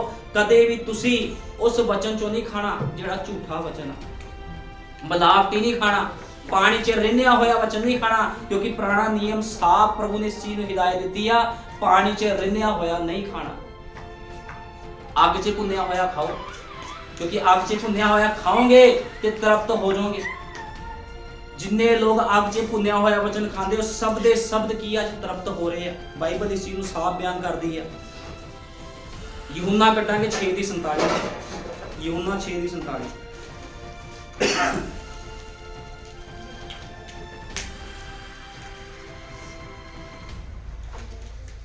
ਯਹੂਨਾ 6:47, ਪਹਿਲਾਂ 35 ਤੋਂ ਪੜ੍ਹ ਲਾਂਗੇ ਆਪਾਂ। ਯਹੂਨਾ 6:35 ਪੜ੍ਹ ਲਾਂਗੇ ਪਹਿਲਾਂ। ਯੀਸ਼ੂ ਨੇ ਉਹਨਾਂ ਨੂੰ ਆਖਿਆ ਜੀਵਨ ਦੀ ਰੋਟੀ ਮੈਂ ਹਾਂ। ਹੁਣ ਜੇ ਅੱਜ ਰੋਟੀ ਤੇ ਗੱਲ ਹੋ ਰਹੀ ਹੈ ਤੇ ਪ੍ਰਭੂ ਯੀਸ਼ੂ ਮਸੀਹ ਕਹਿ ਰਿਹਾ ਜੀਵਨ ਦੀ ਰੋਟੀ ਮੈਂ ਹਾਂ। ਹੁਣ ਤੁਹਾਨੂੰ ਪਤਾ ਇਹੀ ਯੀਸ਼ੂ ਮਸੀਹ ਅਦਨ ਦੇ ਬਾਗ ਦੇ ਵਿੱਚ ਸੀਗਾ, ਜਿਹਨੂੰ ਕਿਹਾ ਸੀਗਾ ਜੀਵਨ ਦਾ ਵਰਕਸ਼, ਜੀਵਨ ਦਾ ਵਰਕਸ਼ ਯੀਸ਼ੂ ਮਸੀਹ ਸੀਗਾ। ਜਦੋਂ ਮੂਸਾ ਨੂੰ ਬਲਦੀ ਹੋਈ ਝਾੜੀ ਵਿੱਚ ਦਰਸ਼ਨ ਦਿੱਤਾ ਤੇ ਕਿਹਨੇ ਦਰਸ਼ਨ ਦਿੱਤਾ ਸੀ? ਯੀਸ਼ੂ ਮਸੀਹ ਨੇ ਦਰਸ਼ਨ ਦਿੱਤਾ ਸੀ। ਜਦੋਂ ਦਾਨੀਏਲ ਸ਼ੇਰਾਂ ਦੇ ਘੂਰਨੇ ਵਿੱਚ ਗਿਆ ਤੇ ਕੌਣ ਉਸ ਸਥਾਨ 'ਚ ਉਤਰ ਆਇਆ ਸੀ? ਇਹੀ ਯੀਸ਼ੂ ਮਸੀਹ ਉਸ ਸਥਾਨ 'ਚ ਉਤਰਿਆ। ਤੇ ਜਦੋਂ ਸ਼ਰਦਕ ਮੇਸ਼ਕ ਅਬਦਨਗੋ ਅੱਗ ਦੀ ਭੱਠੀ 'ਚ ਸੀ, ਉੱਥੇ ਕੌਣ ਉਤਰਿਆ ਸੀਗਾ? ਇਹੀ ਜੀਵਨ ਦਾ ਵਰਕਸ਼। ਇਹ ਉਹੀ ਜੀਵਨ ਦਾ ਵਰਕਸ਼ ਆ ਜਿਹੜਾ ਆਦਮ ਤੇ ਹਵਾ ਦੇ ਉਸ ਬਾਗ 'ਚ ਲੱਗਾ ਸੀਗਾ। ਇਹੀ ਵਰਕਸ਼ ਨੇ ਕੀ ਕੀਤਾ? ਇੱਕ ਦਿਨ ਦੇਹ ਲੈ ਲਈ, ਦੇਹਧਾਰੀ ਹੋ ਕੇ ਆ ਗਿਆ।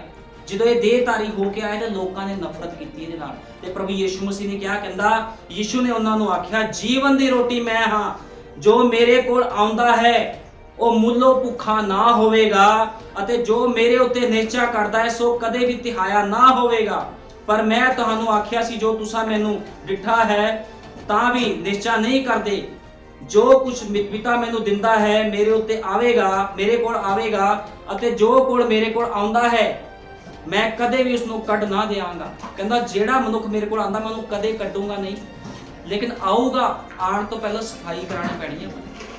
ਪ੍ਰਭੂ ਨੇ ਤੁਹਾਡੀ ਸਫਾਈ ਕਰਨੀ। ਜੇ ਤੁਸੀਂ ਕਹਿੰਦੇ ਨਾ ਵੀ ਅੱਜ ਮੈਂ ਪ੍ਰਭੂ ਦੇ ਵਿੱਚ ਆ ਗਿਆ, ਪ੍ਰਭੂ 'ਚ ਆ ਗਈ, ਅਸੀਂ ਬਹੁਤ ਆਤਮਿਕ ਆ, ਤੇ ਉਹ ਆਤਮਿਕ ਤੁਸੀਂ ਇਦਾਂ ਨਹੀਂ ਬਣ ਸਕਦੇ। ਪਹਿਲਾਂ ਤੁਹਾਨੂੰ ਰਗੜਾਈ ਕਰੂਗਾ ਉਹ ਚੰਗੀ ਤਰ੍ਹਾਂ, ਤੁਹਾਨੂੰ ਸੰਸਾਰ ਤੋਂ ਪਿੱਛੇ ਕਰ ਦੂਗਾ।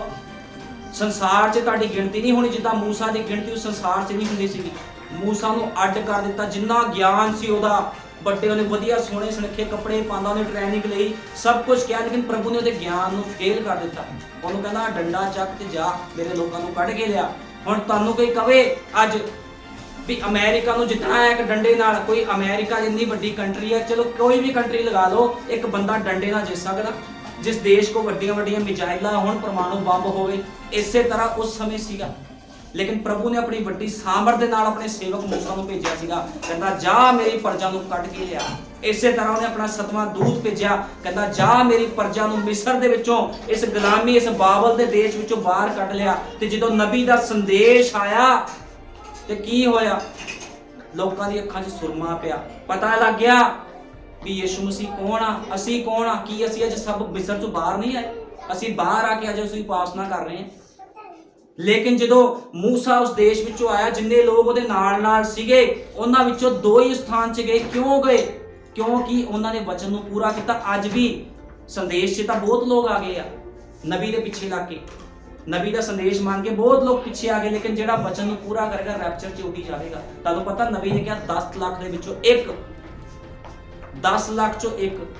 ਸੰਦੇਸ਼ 'ਚ ਤਾਂ ਲੱਖਾਂ ਲੱਖ ਲੋਕ ਆ, ਲੇਕਿਨ ਰੈਪਚਰ 'ਚ ਕਿਹੜਾ ਜਾਵੇਗਾ? ਇਸ ਕਰਕੇ ਮੈਂ ਤੁਹਾਡਾ ਭੁਲੇਖਾ ਕੱਢ ਦੇਣਾ ਚਾਹੁੰਦਾ।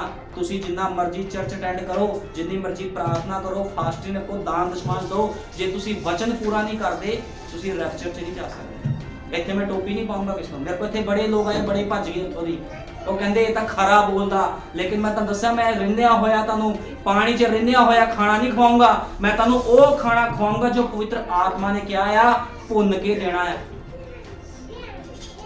ਭੁੰਨ ਕੇ ਤੁਸੀਂ ਖਾਣਾ ਖਾਓਗੇ, ਕੱਚਾ ਖਾਣਾ ਨਹੀਂ ਮੈਂ ਖਵਾਉਣਾ। ਬਰਕਤਾਂ ਲੈ ਲਓ, ਚੰਗਿਆਈਆਂ ਲੈ ਲਓ ਤੇ ਜਾਓ, ਜੋ ਮਰਜ਼ੀ ਕਰੋ। ਇਹ ਕੰਮ ਨਹੀਂ ਇੱਥੇ। ਇੱਥੇ ਉਹ ਪ੍ਰਚਾਰ ਹੁੰਦਾ ਜੋ ਪਵਿੱਤਰ ਆਤਮਾ ਬੋਲਦਾ ਹੈ।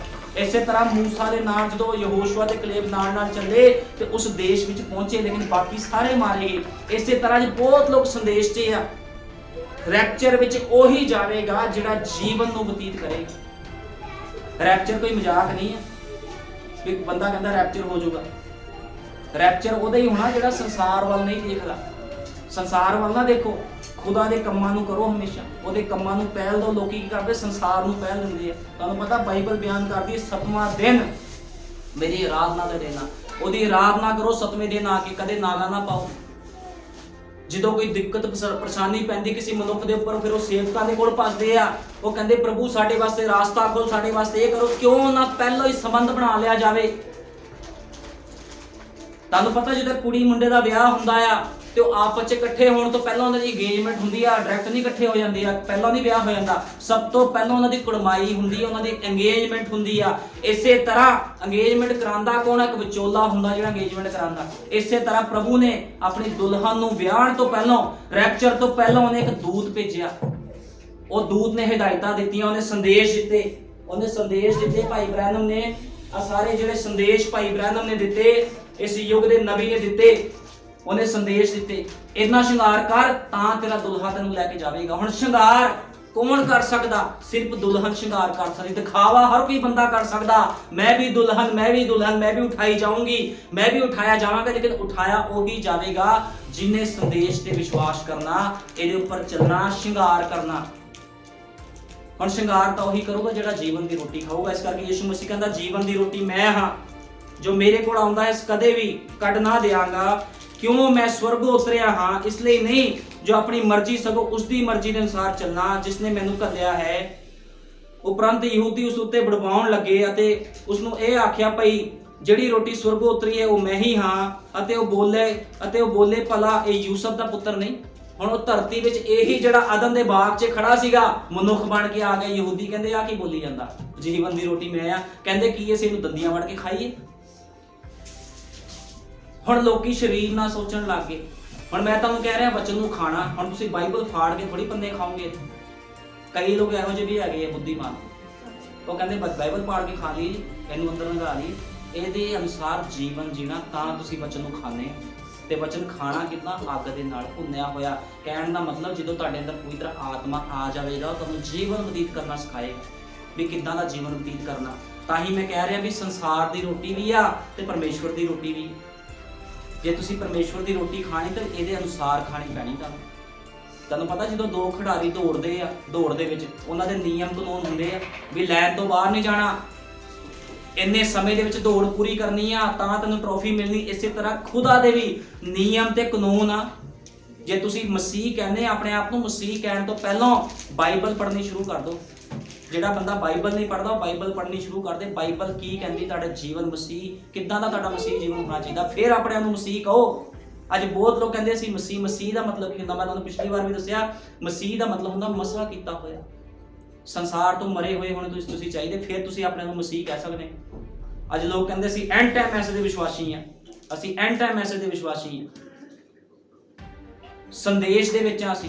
ਸੰਦੇਸ਼ ਦੇ ਵਿੱਚ ਹੋਣਾ ਕਾਫੀ ਨਹੀਂ ਹੈ, ਸੰਦੇਸ਼ ਤੁਹਾਡੇ ਵਿੱਚ ਹੋਣਾ ਚਾਹੀਦਾ। ਇਹ ਸੰਦੇਸ਼ ਤੁਹਾਡੇ ਜੀਵਨ ਦੇ ਵਿੱਚੋਂ ਕਿਰਿਆਸ਼ੀਲ ਹੋਣਾ ਚਾਹੀਦਾ ਹੈ।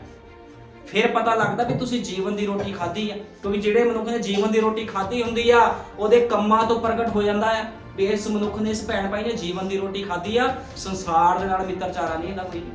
ਪ੍ਰਭੂ ਨੇ ਇਹ ਥੋੜੀ ਕਿਹਾ ਤੁਸੀਂ ਸੰਸਾਰ 'ਚ ਨਹੀਂ ਜਾਣਾ, ਕਹਿੰਦਾ ਸੰਸਾਰ ਦੇ ਵਿੱਚ ਡੁਬਕੀ ਨਹੀਂ ਲਗਾਣੀ।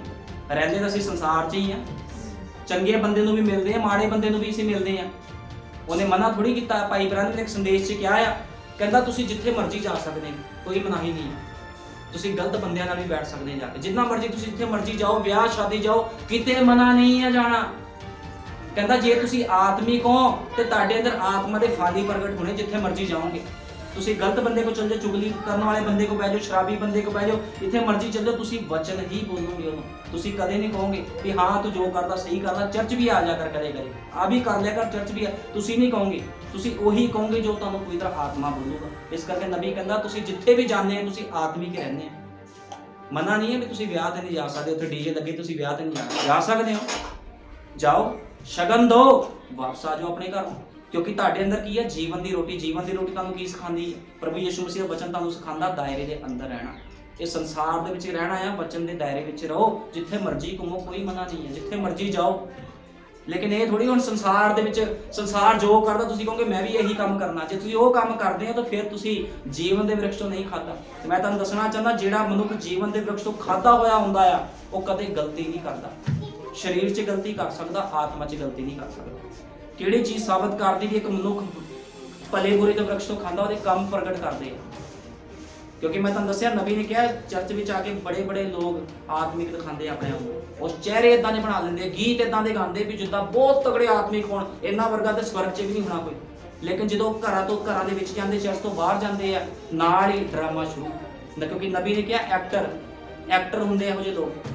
ਕਿਉਂਕਿ ਜਿਹੜਾ ਮੈਂ ਪਿਛਲੀ ਵਾਰ ਪ੍ਰਚਾਰ ਕੀਤਾ ਸੀ ਉਹ 'ਚ ਕਿਹਾ ਸੀ ਜਿਹੜੇ ਫਰੀਸੀ ਸੀ, ਨਬੀ ਨੇ ਕਿਹਾ ਫਰੀਸੀ ਦਾ ਮਤਲਬ ਹੁੰਦਾ ਇੱਕ ਐਕਟਰ ਜਿਹਨੇ ਯਿਸੂ ਮਸੀਹ ਨੂੰ ਆਪਣੇ ਘਰੇ ਬੁਲਾਇਆ ਸੀਗਾ। ਹੁਣ ਫਰੀਸੀ ਤੇ ਉਹ ਇਕੱਠੇ ਤਾਂ ਰਹਿੰਦੇ ਨਹੀਂ ਤੇ ਘਰੇ ਬੁਲਾਉਣ ਦਾ ਮਤਲਬ ਹੀ ਨਹੀਂ ਸੀਗਾ। ਲੇਕਿਨ ਉਹ ਇਨਸਲਟ ਕਰਨਾ ਚਾਹੁੰਦਾ ਸੀ ਫਰੀਸੀ ਯਿਸੂ ਮਸੀਹ ਦੇ, ਇਸ ਕਰਕੇ ਉਹਨੇ ਘਰੇ ਬੁਲਾਇਆ ਸੀਗਾ। ਹੁਣ ਦੇਖੋ ਨਬੀ ਕਹਿੰਦਾ ਬਹੁਤ ਲੋਕ ਐਕਟਿੰਗ ਕਰਦੇ ਆ ਕਿਉਂਕਿ ਉਹਨਾਂ ਨੇ ਜੀਵਨ ਦੀ ਰੋਟੀ ਨਹੀਂ ਖਾਧੀ, ਇਸ ਕਰਕੇ ਐਕਟਿੰਗ ਕਰਦੇ ਆ। ਜੀਵਨ ਦੀ ਰੋਟੀ ਖਾਧੀ ਹੋਵੇ ਤਾਂ ਇੱਕੋ ਜਿਹਾ ਰਹਿਣਗੇ ਹਮੇਸ਼ਾ, ਠੀਕ ਹੈ ਨਾ।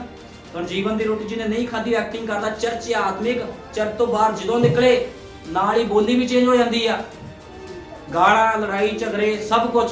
ਆਤਮਾ ਦਾ ਕੋਈ ਫਲ ਹੀ ਨਹੀਂ ਦਿਖਦਾ। ਕਿੱਦਾਂ ਤੁਹਾਨੂੰ ਕੀ ਕਹੂਗਾ? ਤੁਹਾਨੂੰ ਪਤਾ ਸਭ ਤੋਂ ਪਹਿਲਾਂ ਇੱਕ ਮਨੁੱਖ ਨੂੰ ਘਰ ਦੇ ਵਿੱਚ ਆਤਮਿਕ ਬਣਨਾ ਜ਼ਰੂਰੀ ਹੈ। ਜੇ ਤੁਸੀਂ ਘਰ ਦੇ ਵਿੱਚ ਆਤਮਿਕ ਨਹੀਂ, ਲੋਕਾਂ ਸਾਹਮਣੇ ਕੀ ਬਣੋਗੇ? ਆਪਣੇ ਪਰਿਵਾਰ 'ਚ ਆਤਮਿਕ ਬਣੋ, ਆਪਣੇ ਬੱਚਿਆਂ ਦੇ ਸਾਹਮਣੇ ਆਤਮਿਕ ਬਣੋ। ਤੁਹਾਡੇ ਬੱਚਿਆਂ ਦੇ ਸਾਹਮਣੇ ਤੁਸੀਂ ਆਤਮਿਕ ਪਤਾ ਹੋਣਾ ਚਾਹੀਦਾ ਵੀ ਮੇਰੀ ਮੰਮੀ, ਤੁਹਾਡੇ ਬੱਚੇ ਨੂੰ ਪਤਾ ਹੋਣਾ ਮੇਰਾ ਪਾਪਾ ਪ੍ਰਾਰਥਨਾ ਕਰਦਾ, ਵਚਨ ਬੋਲਦਾ, ਮੈਨੂੰ ਵਚਨ ਦੇ ਅਨੁਸਾਰ ਡਾਂਟਦਾ 24 ਘੰਟੇ। ਕਿਉਂਕਿ ਇਹਦੇ ਅੰਦਰ ਕੀ ਹੈ? ਵਚਨ ਆ। ਇਹ ਤੁਸੀਂ ਕਹਿੰਦੇ ਕੋਈ ਗੱਲ ਨਹੀਂ ਸੰਸਾਰ 'ਚ ਘੁੰਮਦਾ, ਅਗਲੇ ਸਾਲ ਤੋਬਾ ਕਰ ਲਈ, ਫਿਰ ਤੁਸੀਂ ਭਲੇ ਵ੍ਰਿਕਸ਼ ਤੋਂ ਖਾਧਾ, ਭਲੇ ਬੁਰੇ ਦੇ ਵ੍ਰਿਕਸ਼ ਤੋਂ ਖਾਧਾ ਤੇ ਬੱਚਿਆਂ ਨੂੰ ਵੀ ਭਲੇ ਬੁਰੇ ਦੇ ਵ੍ਰਿਕਸ਼ ਤੋਂ ਦੇ ਰਹੇ। ਇਹਦਾ ਮਤਲਬ ਜੀਵਨ ਦੀ ਰੋਟੀ ਤੁਸੀਂ ਖਾਧੀ। ਜਿਹੜਾ ਬੰਦਾ ਜੀਵਨ ਦੀ ਰੋਟੀ ਖਾਂਦਾ ਉਹ ਆਪ ਵੀ ਬਚਦਾ, ਦੂਜਿਆਂ ਨੂੰ ਵੀ ਬਚਾਉਂਦਾ ਹੈ। ਤੁਹਾਨੂੰ ਪਤਾ ਜਿਹੜਾ ਬੰਦਾ ਸੱਚਾ ਹੁੰਦਾ ਉਹ ਸੱਚ ਹੀ ਬੋਲਦਾ, ਉਹ ਕਦੇ ਝੂਠ ਨਹੀਂ ਬੋਲਦਾ। ਉਹਨੂੰ ਜਿੰਨੇ ਮਰਜ਼ੀ ਪੈਸੇ ਦੇ ਦਿਓ, ਉਹਨੇ ਕਹਿਣਾ ਮੈਂ ਜੋ ਬੋਲੂੰਗਾ ਸੱਚ ਬੋਲੂੰਗਾ। ਤੇ ਸੱਚ ਕੀ ਆ? ਸੱਚ ਜੋ ਨਬੀ ਨੇ ਮੂੰਹ ਚੋਂ ਕੱਢਿਆ ਸਭ ਸੱਚ ਹੈ। ਨਬੀ ਦਾ ਸੰਦੇਸ਼ ਹੀ ਸੱਚ ਹੈ। ਇਸ ਕਰਕੇ ਹਮੇਸ਼ਾ ਵਚਨ ਦੇ ਅਨੁਸਾਰ ਜੀਵਨ ਬਤੀਤ ਕਰੋ, ਲੋਕਾਂ ਸਾਹਮਣੇ ਨਮੂਨਾ ਪੇਸ਼ ਕਰੋ, ਤਾਂ ਕਿ ਲੋਕਾਂ ਨੂੰ ਪਤਾ ਲੱਗੇ ਵੀ ਤੁਸੀਂ ਉਹਦਾ ਵਚਨ ਖਾਂਦੇ ਆ। ਕਿਉਂਕਿ ਯਿਸੂ ਮਸੀਹ ਨੇ ਕਿਹਾ ਨਾ ਜੀਵਨ ਦੀ ਰੋਟੀ ਮੈਂ, ਜੀਵਨ ਦੀ ਰੋਟੀ ਆ ਬਾਈਬਲ ਆ ਬਾਈਬਲ, ਆ ਵਚਨ ਆ ਜੀਵਨ ਦੀ ਰੋਟੀ। ਇਹਨੂੰ ਖਾਣਾ, ਜੇ ਇਹਨੂੰ ਖਾਣਾ ਆ ਤੇ ਇਹ ਤੁਹਾਡੇ ਅੰਦਰੋਂ ਪ੍ਰਗਟ ਵੀ ਤਾਂ ਹੋਵੇ।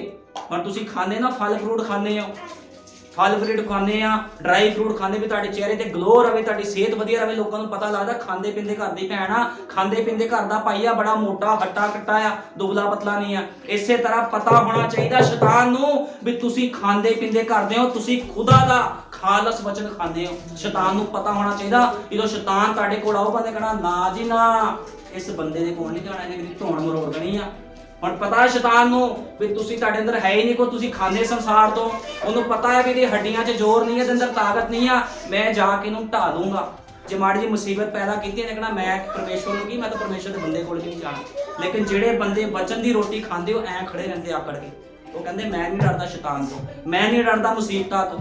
ਇਸ ਕਰਕੇ ਕਿਹੜੀ ਰੋਟੀ ਖਾਣੀ? ਜੀਵਨ ਦੀ ਰੋਟੀ ਖਾਓ। ਪ੍ਰਭੂ ਯਿਸੂ ਮਸੀਹ ਕਹਿੰਦਾ ਜੇ ਤੁਸੀਂ ਮਰ ਵੀ ਜਾਓਗੇ ਤਾਂ ਚਿੰਤਾ ਨਾ ਕਰੋ, ਇੱਕ ਦਿਨ ਫਿਰ ਮੈਂ ਤੁਹਾਨੂੰ ਜਿਉਂਦਾ ਖੜਾ ਕਰ ਦੂੰਗਾ। ਜੇ ਅੱਜ ਸੰਦੇਸ਼ ਦੇ ਵਿੱਚ ਕੋਈ ਬੰਦਾ ਹੈਗਾ ਆ ਰੈਪਚਰ ਨੂੰ ਸਮਾਂ ਲੱਗ ਜਾਵੇ, ਜੇ ਕੋਈ ਬੰਦਾ ਸੌਂ ਵੀ ਜਾਂਦਾ ਭੈਣ ਭਾਈ, ਤੇ ਉਹਨੂੰ ਡਰਨ ਦੀ ਲੋੜ ਨਹੀਂ ਹੈ, ਉਹ ਸੇਫ ਹੋ ਗਿਆ। ਲੇਕਿਨ ਸੇਫਟੀ 'ਚ ਕਿਹੜੇ ਲੋਕ ਨਹੀਂ? ਜਿਹੜੇ ਸੰਸਾਰ ਤੋਂ ਖਾਂਦੇ ਲੋਕ ਸੇਫਟੀ 'ਚ ਨਹੀਂ ਆ, ਕਿਉਂਕਿ ਉਹਨੇ ਭੋਜਨ ਹੀ ਗਲਤ ਖਾਦਾ ਹੈ। ਹੁਣ ਜੇ ਤੁਸੀਂ ਭੋਜਨ ਹੀ ਗਲਤ ਖਾ ਲਿਆ ਤੇ ਅਸਰ ਵੀ ਤਾਂ ਗਲਤ ਹੀ ਹੋਵੇ। ਹੁਣ ਜੇ ਤੁਸੀਂ ਨਬੀ ਦਾ ਸੰਦੇਸ਼ ਖਾ ਰਹੇ ਹੋ, ਸੱਚਾ ਭੋਜਨ ਖਾ ਰਹੇ ਹੋ, ਤੇ ਮੈਂ ਪੱਕਾ ਤੁਹਾਡੇ ਨਾਲ ਦਾਵਾ ਕਰਦਾ ਇਸ ਚੀਜ਼ ਦਾ, ਕਿਉਂਕਿ ਭਾਈ ਬ੍ਰੈਨਮ ਨੇ ਕਿਹਾ ਜੇ ਸੰਤ ਪੌਲੁਸ ਦੇ ਲੋਕ ਰੈਪਚਰ ਵਿੱਚ ਗਏ ਤੇ ਮੇਰੇ ਵੀ ਜਾਣਗੇ। ਜੇ ਸੰਤ ਭਾਈ ਬ੍ਰੈਨਮ ਦੇ ਲੋਕ ਗਏ ਤੇ ਕੀ ਮੇਰੀ ਕਲੀਸਿਆ ਦੇ ਲੋਕ ਨਹੀਂ ਜਾਣਗੇ? ਕਿਉਂਕਿ ਜੋ ਸੰਤ ਪੌਲੁਸ ਪ੍ਰਚਾਰਦਾ ਸੀਗਾ ਉਹੀ ਭਾਈ ਬ੍ਰੈਨਮ ਨੇ ਪ੍ਰਚਾਰਿਆ, ਜੋ ਭਾਈ ਬ੍ਰੈਨਮ ਪ੍ਰਚਾਰਦਾ ਸੀ ਉਹੀ ਮੈਂ ਸਥਾਨ 'ਚ ਪ੍ਰਚਾਰਨਾ ਹੈ। ਬਾਈਬਲ ਤੋਂ ਬਾਹਰ ਮੈਂ ਕੁਝ ਨਹੀਂ ਬੋਲਦਾ। ਜੋ ਪ੍ਰਚਾਰਦਾ ਨਬੀ ਦਾ ਸੰਦੇਸ਼ ਪ੍ਰਚਾਰਦਾ, ਪਾਣੀ 'ਚ ਰਿੰਨਿਆ ਹੋਇਆ ਨਹੀਂ ਤੁਹਾਨੂੰ ਪਾਉਂਦਾ ਮੈਂ, ਵੀ ਕੋਈ ਕਵੇ ਪਾਣੀ 'ਚ ਰਿੰਨਿਆ ਹੋਇਆ ਭਾਈ ਖਵਾ ਰਿਹਾ ਹੈ ਵੀ ਜੋ ਮਰਜ਼ੀ ਕਰੋ। ਇੱਥੇ ਡਾਂਗ ਚੱਲਦੀ ਆ, ਇੱਥੇ ਸੋਟਾ ਰੱਖਿਆ ਆ, ਕਿਸ ਦਾ ਕੋਈ ਲਿਹਾਜ਼ ਨਹੀਂ। ਮੈਂ ਤਾਂ ਆਪਣੇ ਬੱਚਿਆਂ ਦਾ ਧਿਆਨ ਨਹੀਂ ਲੈਂਦਾ, ਆਪਣੀ ਪਤਨੀ ਦਾ ਧਿਆਨ ਨਹੀਂ ਲੈਂਦਾ, ਮੈਂ ਆਪਣੇ ਆਪ ਦਾ ਵੀ ਧਿਆਨ ਨਹੀਂ ਲੈਂਦਾ। ਉਹਨੇ ਕਿਹਾ ਜੇ ਮੈਂ ਮਰਿਆ ਤਾਂ ਤੁਸੀਂ ਵੀ ਮਰੋ, ਤੇ ਜੇ ਮੈਂ ਸੰਸਾਰ ਤੋਂ ਮਰਿਆ ਜਿੰਨੇ ਲੋਕ ਆਣਗੇ ਮੈਂ ਉਹਨਾਂ ਨੂੰ ਵੀ ਮਾਰ ਦੂੰਗਾ। ਇਹ ਨਹੀਂ ਵੀ ਉੱਠੂਗਾ ਮੈਂ ਫਿਰ ਮਾਰ ਦੂੰਗਾ ਉਹਨੂੰ। ਮਾਰਦਾ ਕੋਣਾ ਵਚਨ ਤੇ ਜਵਾਲ ਦਾ ਵੀ ਵਚਨ ਆ। ਸੰਸਾਰ ਦੇ ਲਈ ਆਪਣੇ ਆਪ ਨੂੰ ਮਾਰੋ। ਉਹ ਕਹਿੰਦਾ ਜੋ ਕੋਈ ਮੇਰੇ ਲਈ ਆਪਣੇ ਪ੍ਰਾਣਾਂ ਨੂੰ ਗਵਾਵੇਗਾ ਉਹ ਅਨੰਤ ਜੀਵਨ ਪਾਵੇਗਾ। ਛੱਡ ਦੋ ਸੰਸਾਰ ਨੂੰ। ਕਿੰਨੇ ਸਾਲ ਦੀ ਜ਼ਿੰਦਗੀ? 70 ਸਾਲ 80 ਸਾਲ 100 ਸਾਲ ਇੱਕ ਦਿਨ ਮਰਨਾ ਆ। ਤੁਹਾਨੂੰ ਪਤਾ ਨਬੀ ਨੇ ਕਿਹਾ ਤੁਹਾਡਾ ਜਿੰਨਾ ਕਾਦਾ ਉਹਨੇ ਫੁੱਟ ਮਿੱਟੀ ਪੁੱਟ ਦਿੱਤੀ ਜਾਂਦੀ ਨੀਚੇ, ਤੁਹਾਨੂੰ ਕਬਰ 'ਚ ਦਬ ਦਿੱਤਾ ਜਾਂਦਾ। ਤੇ ਸਭ ਤੋਂ ਪਹਿਲਾਂ ਨਬੀ ਨੇ ਕਿਹਾ ਜਦੋਂ ਬੰਦਾ ਮਰਦਾ ਆ ਤੇ ਸਭ ਤੋਂ ਪਹਿਲਾਂ ਉਹਦਾ ਨੱਕ ਦੀ ਹੱਡੀ ਨੂੰ ਖਾ ਜਾਂਦਾ ਸ਼ੈਤਾਨ। ਉਹ ਆ ਕੇ ਕੀੜਾ, ਜਿਹੜੇ ਜ਼ਮੀਨ 'ਚ ਕੀੜੇ ਹੁੰਦੇ ਸਭ ਤੋਂ ਨਾਜ਼ੁਕ ਹੁੰਦੀ ਨਾ ਬੜੀ ਚੀਜ਼, ਇਸ ਚੀਜ਼ ਨੂੰ ਖਤਮ ਕਰ ਦਿੰਦਾ ਸ਼ੈਤਾਨ। ਉਹ ਆ ਕੇ ਕੀੜਾ ਖਤਮ ਕਰ ਦਿੰਦਾ ਜਿਹੜਾ ਧਰਤੀ 'ਚ ਹੁੰਦਾ, ਹੌਲੀ ਹੌਲੀ ਪੂਰਾ ਸਰੀਰ ਉਹਦਾ ਖਾ ਜਾਂਦਾ ਹੈ।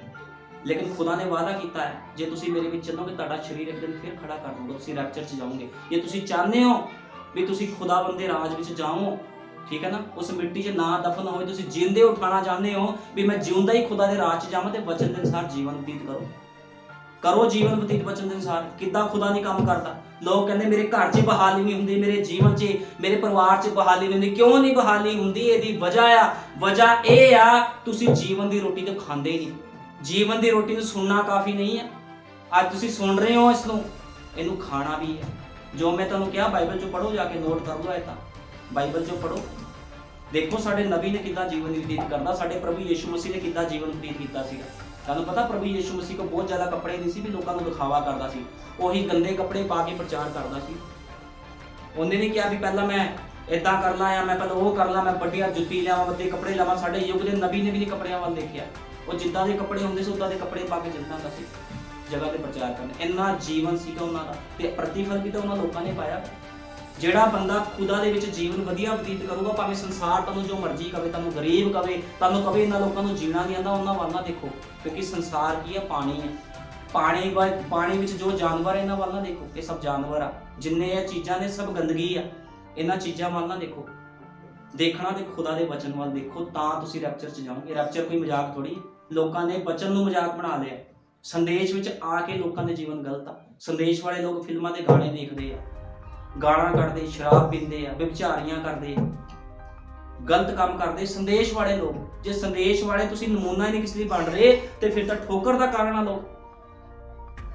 ਸੰਦੇਸ਼ ਵਾਲੇ ਭੈਣ ਭਾਈ ਇੱਕ ਦੂਜੇ ਲੱਤਾਂ ਖਿੱਚਦੇ ਆ, ਉਹ ਕਹਿੰਦੇ ਇਹ ਉੱਪਰ ਨਾ ਵੱਜ ਜਾਵੇ। ਕਿਉਂ? ਖੁਦਾ ਨੇ ਕਿਹਾ ਲੱਤ ਖਿੱਚੋ। ਖੁਦਾ ਕਹਿੰਦਾ ਉਹਨੂੰ ਹੱਥ ਫੜ ਕੇ ਉਹਨੂੰ ਅੱਗੇ ਵਧਾ, ਜੇ ਤੇਰਾ ਭਾਈ ਹੈ। ਉਹਨੇ ਪਤਰਸ ਨੂੰ ਕੀ ਕਿਹਾ ਸੀਗਾ? ਪਤਰਸ ਨੂੰ ਕਿਹਾ ਸੀਗਾ, ਕਹਿੰਦਾ ਜਦੋਂ ਤੂੰ ਆਪਣੀ ਸੁਰਤ ਵਿੱਚ ਆਵੇਂ, ਜਦੋਂ ਪਵਿੱਤਰ ਆਤਮਾ ਨਾਲ ਭਰ ਜਾਏ, ਆਪਣੇ ਭਾਈਆਂ ਨੂੰ ਵੀ ਚੇਤੇ ਰੱਖੀ। ਪਤਰਸ ਨੇ ਇਹ ਨਹੀਂ ਕਿਹਾ ਵੀ ਮੇਰੇ ਕੋਲ ਪਵਿੱਤਰ ਆਤਮਾ ਆ ਗਿਆ ਤੇ ਮੈਂ ਖੁਦਾ ਨੇ ਮੈਨੂੰ ਚੁਣ ਲਿਆ ਤੇ ਮੈਂ ਹੁਣ ਇਹਨਾਂ ਨੂੰ ਪਿੱਛੇ ਕਰਦਾ। ਉਹ ਸਭ ਇਕੱਠੇ ਚੱਲਦੇ ਸੀਗੇ। ਜੇ ਤੁਸੀਂ ਮਸੀਹ ਹੋ ਤੇ ਮਸੀਹ ਬਣਾਓ ਲੋਕਾਂ ਨੂੰ। ਕਿਸੇ ਦੀ ਲੱਤ ਨਾ ਖਿੱਚੋ, ਕਿਸੇ ਨੂੰ ਕੁਛ ਨਾ ਕਹੋ, ਉਹਨੂੰ ਖੁਦਾ ਦਾ ਖਾਲਸ ਵਚਨ ਦੱਸੋ, ਉਹਨੂੰ ਕਹੋ ਜੀਵਨ ਬਤੀਤ ਕਰ ਵਚਨ ਦੇ ਅਨੁਸਾਰ। ਇਹ ਸਾਹ ਕਦੋਂ ਤੱਕ ਕਿਸੇ ਨੂੰ ਕੁਛ ਨਹੀਂ ਪਤਾ।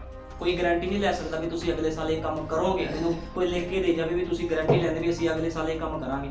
ਹੋ ਸਕਦਾ ਅਗਲੇ ਸਾਲ ਦੇ ਤੌਰ ਤੋਂ ਪਹਿਲਾਂ ਹੀ ਤੁਸੀਂ ਇਸ ਧਰਤੀ ਤੋਂ ਕੂਚ ਕਰ ਲਓ, ਲੇਕਿਨ ਉਸ ਤੋਂ ਪਹਿਲਾਂ ਵੀ ਤੁਸੀਂ ਇਸ ਧਰਤੀ ਤੋਂ ਕੂਚ ਕਰੋ। ਆਪਣਾ ਜੀਵਨ ਇਹੋ ਜਿਹਾ ਬਣਾਓ ਵੀ ਤੁਸੀਂ ਮਾਣ ਨਾ ਕਹਿ ਸਕੋ ਪ੍ਰਭੂ ਯਿਸੂ ਮਸੀਹ ਮੈਂ ਤੇਰੇ ਨਾਮ ਦੇ ਵਿੱਚ ਆਪਣੀ ਜਾਨ ਦੇ ਰਿਹਾ ਹਾਂ, ਮੈਂ ਇਸ ਧਰਤੀ 'ਚ ਮੈਂ ਤੇਰੇ ਕੋਲ ਜਾਵਾਂਗਾ, ਤੇਰੇ ਕੋਲ ਜਾਊਂਗੀ। ਤੁਹਾਡੇ ਅੰਦਰ ਇਹੋ ਜਿਹਾ ਵਿਸ਼ਵਾਸ ਹੋਣਾ ਚਾਹੀਦਾ। ਜੇ ਤੁਸੀਂ ਸੋਚਦਾ, ਕੋਈ ਮਨੁੱਖ ਸੋਚਦਾ ਵੀ ਮੈਂ ਅੱਜ ਪਾਪ ਦਾ ਜੀਵਨ ਬਤੀਤ ਕਰ ਲੂੰਗਾ, ਕੋਈ ਗੱਲ ਨਹੀਂ, ਹਲੇ ਕਿਹੜਾ ਰੈਪਚਰ ਹੋਇਆ, ਅਗਲੇ ਸਾਲ ਤੋਬਾ ਕਰ ਲਾਂਗੇ। 2 ਸਾਲ ਜੇ ਤੁਸੀਂ ਅੱਜ ਤੁਹਾਡੀ ਡੈਥ ਹੋ ਜਾਂਦੀ ਹੈ, ਤੁਸੀਂ ਜ਼ਮੀਨ ਪੁੱਟ ਕੇ ਤੁਹਾਨੂੰ ਦੱਬ ਦਿੱਤਾ ਜਾਵੇਗਾ, ਤੇ ਫਿਰ ਤੁਸੀਂ ਕਿੱਦਾਂ ਰੈਪਚਰ 'ਚ ਜਾਓਗੇ? ਨਹੀਂ ਜਾ ਸਕਦਾ ਬੰਦਾ ਰੈਪਚਰ ਦੇ। ਆਗਿਆਵਾਂ ਪੂਰੀਆਂ ਕਰੋ ਜੇ ਰੈਪਚਰ 'ਚ ਜਾਣਾ। ਇੱਥੇ ਤੁਹਾਨੂੰ ਪਤਾ ਇੱਥੇ ਖਾਲਸ ਵਚਨ ਹੈ, ਇੱਥੇ ਕਿਸ ਦਾ ਕੋਈ ਲਿਹਾਜ਼ ਨਹੀਂ, ਨਾ ਇੱਥੇ ਕੋਈ ਅਮੀਰ ਨਾ ਇੱਥੇ ਕੋਈ ਗਰੀਬ ਆ, ਸਭ ਬਰਾਬਰ ਆ। ਜੋ ਵਚਨ ਬੋਲੂਗਾ, ਜੇ ਕਿਸ ਨੂੰ ਗੁੱਸਾ ਲੱਗਦਾ, ਨਾਰਾਜ਼ਗੀ ਲੱਗਦੀ ਆ, ਜਾ ਸਕਦੇ ਆ। ਨੂਹ ਨੇ ਪ੍ਰਚਾਰ ਕੀਤਾ ਸੀ, ਉਹਨੇ ਕਿਸ ਦਾ ਲਿਹਾਜ਼ ਨਹੀਂ ਸੀ ਲਿਆ। ਮੈਂ ਕਿਸ ਦਾ ਲਿਹਾਜ਼ ਨਹੀਂ ਲੈਂਦਾ ਪ੍ਰਚਾਰ ਦੇ ਵਿੱਚ। ਜਿਹੜਾ ਬੰਦਾ ਗਲਤ ਹੈ ਮੂੰਹ ਤੇ ਗਲਤ ਬੋਲੂਗਾ, ਤੁਸੀਂ ਗਲਤ ਹੋ ਵਚਨ ਦੇ ਵਿੱਚ। ਜੇ ਤੁਸੀਂ ਸੰਦੇਸ਼ 'ਚ ਜੀਣਾ ਤੇ ਸੰਦੇਸ਼ ਵਾਲਾ ਤੁਹਾਡਾ ਜੀਵਨ ਬਤੀਤ ਕਰੋ। ਨਹੀਂ ਜੀਣਾ ਫਿਰ ਜਿੱਥੇ ਮਰਜ਼ੀ ਜਾਓ, ਤੇ ਮਰਨਾ ਹੀ ਆ ਫਿਰ ਐਸ਼ ਕਰਕੇ ਮਰੋ। ਜੇ ਚੰਗੀ ਤਰ੍ਹਾਂ ਜੇ ਜੀਵਨ ਪ੍ਰਾਪਤ ਕਰਨਾ ਤੇ ਫਿਰ ਇਸ ਰੋਟੀ ਨੂੰ ਖਾਣਾ ਪੈਣਾ, ਕਿਉਂਕਿ ਯਿਸੂ ਮਸੀਹ ਨੇ ਕਿਹਾ ਮੈਂ ਜੀਵਨ ਦੀ ਰੋਟੀ ਆ। ਤੇ ਜੀਵਨ ਦੀ ਰੋਟੀ ਖਾਣ ਤੋਂ ਪਹਿਲਾਂ ਤੁਸੀਂ ਮੰਨ ਲਓ ਆਪਣੇ ਘਰ ਕੋਈ ਵਿਆਹ ਰੱਖਿਆ ਆ, ਤੁਹਾਡੇ ਘਰੇ ਪ੍ਰਾਹੁਣੇ ਆਉਂਦੇ ਆ, ਤੇ ਉਹ ਕਿੱਦਾਂ ਰੋਟੀ ਖਾਣ ਬੈਠਦੇ ਆ? ਉਹ ਵਧੀਆ ਕੱਪੜੇ ਪਾ ਕੇ ਆਉਂਦੇ ਆ, ਤਿਆਰ ਹੋ ਕੇ ਜਾਂਦੇ, ਵਧੀਆ ਕੱਪੜੇ ਪਾ ਕੇ ਆਉਂਦੇ, ਫਿਰ ਉਹ ਭੋਜ ਕਰਦੇ ਉਸ ਸਥਾਨ ਦੇ ਵਿੱਚ ਬੈਠ ਕੇ। ਇਸੇ ਤਰ੍ਹਾਂ ਇੱਕ ਦਿਨ ਜਦੋਂ ਰੈਪਚਰ ਹੋਵੇਗਾ, ਅਸੀਂ ਵੀ ਪ੍ਰਭੂ ਦੇ ਨਾਲ ਭੋਜ ਕਰਾਂਗੇ। ਲੇਕਿਨ ਤੁਹਾਨੂੰ ਉਹ ਕੱਪੜੇ ਪਾਣੇ ਪੈਣੇ ਆ। ਉਹ ਕੱਪੜੇ ਕਿਹੜੇ? ਪਵਿੱਤਰਤਾ ਦੇ ਕੱਪੜੇ। ਤੁਹਾਨੂੰ ਨਹਾਣਾ ਪੈਣਾ ਆ। ਨਹਾਣ ਦਾ ਮਤਲਬ ਤੁਹਾਨੂੰ ਬਸਮਾ ਲੈਣਾ ਪੈਣਾ, ਪੁਰਾਣੇ ਗੁਨਾਹ ਪਾਪ, ਪੁਰਾਣੀ ਜੁੱਤੀ ਤਾਰਨੀ ਪੈਣੀ। ਵਿਆਹ ਤੇ ਤੁਸੀਂ ਇਦਾਂ ਜਾਂਦੇ ਹੋ, ਇਦਾਂ ਨਹੀਂ ਜਾਂਦੇ ਪੁਰਾਣੀ ਜੁੱਤੀ ਪਾ ਕੇ। ਤੁਸੀਂ ਨਵੇਂ ਕੱਪੜੇ ਸਵਾਉਂਦੇ ਹੋ, ਨਵੀਂ ਜੁੱਤੀ ਲੈਂਦੇ ਹੋ ਵੀ ਮੈਂ ਵਿਆਹ ਤੇ ਜਾਣਾ। ਹਰ ਬੰਦੇ ਨੇ ਮੇਰੀ ਜੁੱਤੀ ਵੱਲ ਦੇਖਣਾ, ਮੇਰੇ ਕੱਪੜਿਆਂ ਵੱਲ ਦੇਖਣਾ। ਇਸੇ ਤਰ੍ਹਾਂ ਯਿਸੂ ਮਸੀਹ ਸਾਡਾ ਦੁਲਹਾ ਇੱਕ ਦਿਨ ਇਸ ਸਥਾਨ 'ਚ ਆਵੇਗਾ, ਤੇ ਉਹਨੇ ਉਸੇ ਬੰਦਿਆਂ ਨੂੰ ਲੈ ਕੇ ਜਾਣਾ ਜਿਹਨੇ ਜੁੱਤੀ ਪਾਈ ਹੈ, ਜਿਹਨੇ ਕੱਪੜੇ ਪਾਏ ਆ। ਜਿਹਨੇ ਪੁਰਾਣੇ ਕੱਪੜੇ ਪਾਏ ਆ, ਸੰਸਾਰ ਦੇ ਕੱਪੜੇ ਪਾਏ, ਉਹਨੇ ਕਹਿਣਾ ਤੂੰ ਇੱਥੇ ਰਹਿ, ਤੂੰ ਯੋਗ ਨਹੀਂ ਹੈ। ਫਿਰ ਲੋਕਾਂ ਦੇ ਚੀਕਾਂ ਮਾਰਨੀਆਂ, ਪ੍ਰਭੂ ਜੀ ਸਾਡੇ ਵਾਸਤੇ ਵੀ ਖੋਲ। ਫਿਰ ਉਹ ਕਹੂਗਾ ਹੇ ਬੁਰਿਆਰੋ ਮੈਂ ਤੁਹਾਨੂੰ ਨਹੀਂ ਜਾਣਦਾ। ਇਸ ਕਰਕੇ ਆਪਣਾ ਜੀਵਨ ਵਚਨ ਦੇ ਅਨੁਸਾਰ ਜੀਵਨ ਬਤੀਤ ਕਰੋ। ਆਓ ਅਸੀਂ ਕੱਢਾਂਗੇ ਕਿ ਪ੍ਰਕਾਸ਼ ਦੀ ਪੋਥੀ 10:7।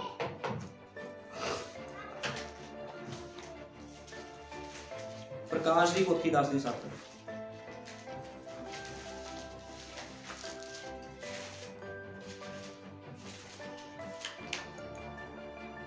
ਪ੍ਰਕਾਸ਼ ਦੀ ਪੋਥੀ 10:7 ਕਰਾਂਗੇ। ਸਗੋਂ 7ਵੇਂ ਦੂਤ ਦੀ ਆਵਾਜ਼ ਦੇ ਦਿਨੀ ਜਾਂ ਤੁਰੀ ਵਜਾਵੇਗਾ ਤਾਂ ਪਰਮੇਸ਼ਵਰ ਦਾ ਗੁਪਤ ਭੇਦ ਸੰਪੂਰਨ ਹੋਵੇਗਾ। ਹੁਣ ਪ੍ਰਕਾਸ਼ ਦੀ ਪੋਥੀ 10:7 ਵਿੱਚ ਲਿਖਿਆ ਆ, ਸਗੋਂ 7ਵੇਂ ਦੂਤ ਦੇ ਦਿਨੀ ਜਦੋਂ ਆਵਾਜ਼ ਦੇ ਦਿਨੀ ਜਾਂ ਤੁਰੀ ਵਜਾਵੇਗਾ ਤਾਂ ਪਰਮੇਸ਼ਵਰ ਦਾ ਗੁਪਤ ਭੇਦ ਸੰਪੂਰਨ ਹੋਵੇਗਾ। ਜਿਵੇਂ ਉਸਨੇ ਆਪਣੇ ਦਾਸਾਂ ਅਤੇ ਨਬੀਆਂ ਨੂੰ ਇਸ ਦੀ ਖੁਸ਼ਖਬਰੀ ਦਿੱਤੀ ਸੀ, ਅਤੇ ਜਿਹੜੀ ਆਵਾਜ਼ ਮੈਂ ਆਕਾਸ਼ੋਂ ਸੁਣੀ ਸੀ, ਉਸਨੇ ਆਪਣੇ ਨਾਲ ਢੇਰ ਗੱਲਾਂ ਕਰਦੇ ਹੋਏ ਇਹ ਆਖਦੇ ਸੁਣਿਆ ਪਈ ਜਾ ਅਤੇ ਪੋਥੀ ਲੈ ਲੈ ਜੋ ਉਸ ਦੂਤ ਦੇ ਹੱਥ ਵਿੱਚ ਖੁੱਲੀ ਪਈ ਹੈ, ਜਿਹੜਾ ਸਮੁੰਦਰ ਅਤੇ ਧਰਤੀ ਉੱਤੇ ਖਲੋਤਾ ਹੈ। ਅਤੇ ਮੈਂ ਉਸ ਦੂਤ ਦੇ ਕੋਲ ਜਾ ਕੇ ਉਸ ਨੂੰ ਕਿਹਾ ਉਹ ਛੋਟੀ ਪੋਥੀ ਮੈਨੂੰ ਦੇ ਦੇ, ਅਤੇ ਉਹਨੇ ਮੈਨੂੰ ਆਖਿਆ ਲੈ ਲੈ ਇਸ ਨੂੰ ਖਾ ਜਾ। ਹੁਣ ਫਿਰ ਗੱਲ ਖਾਣ ਤੇ ਆ ਗਈ।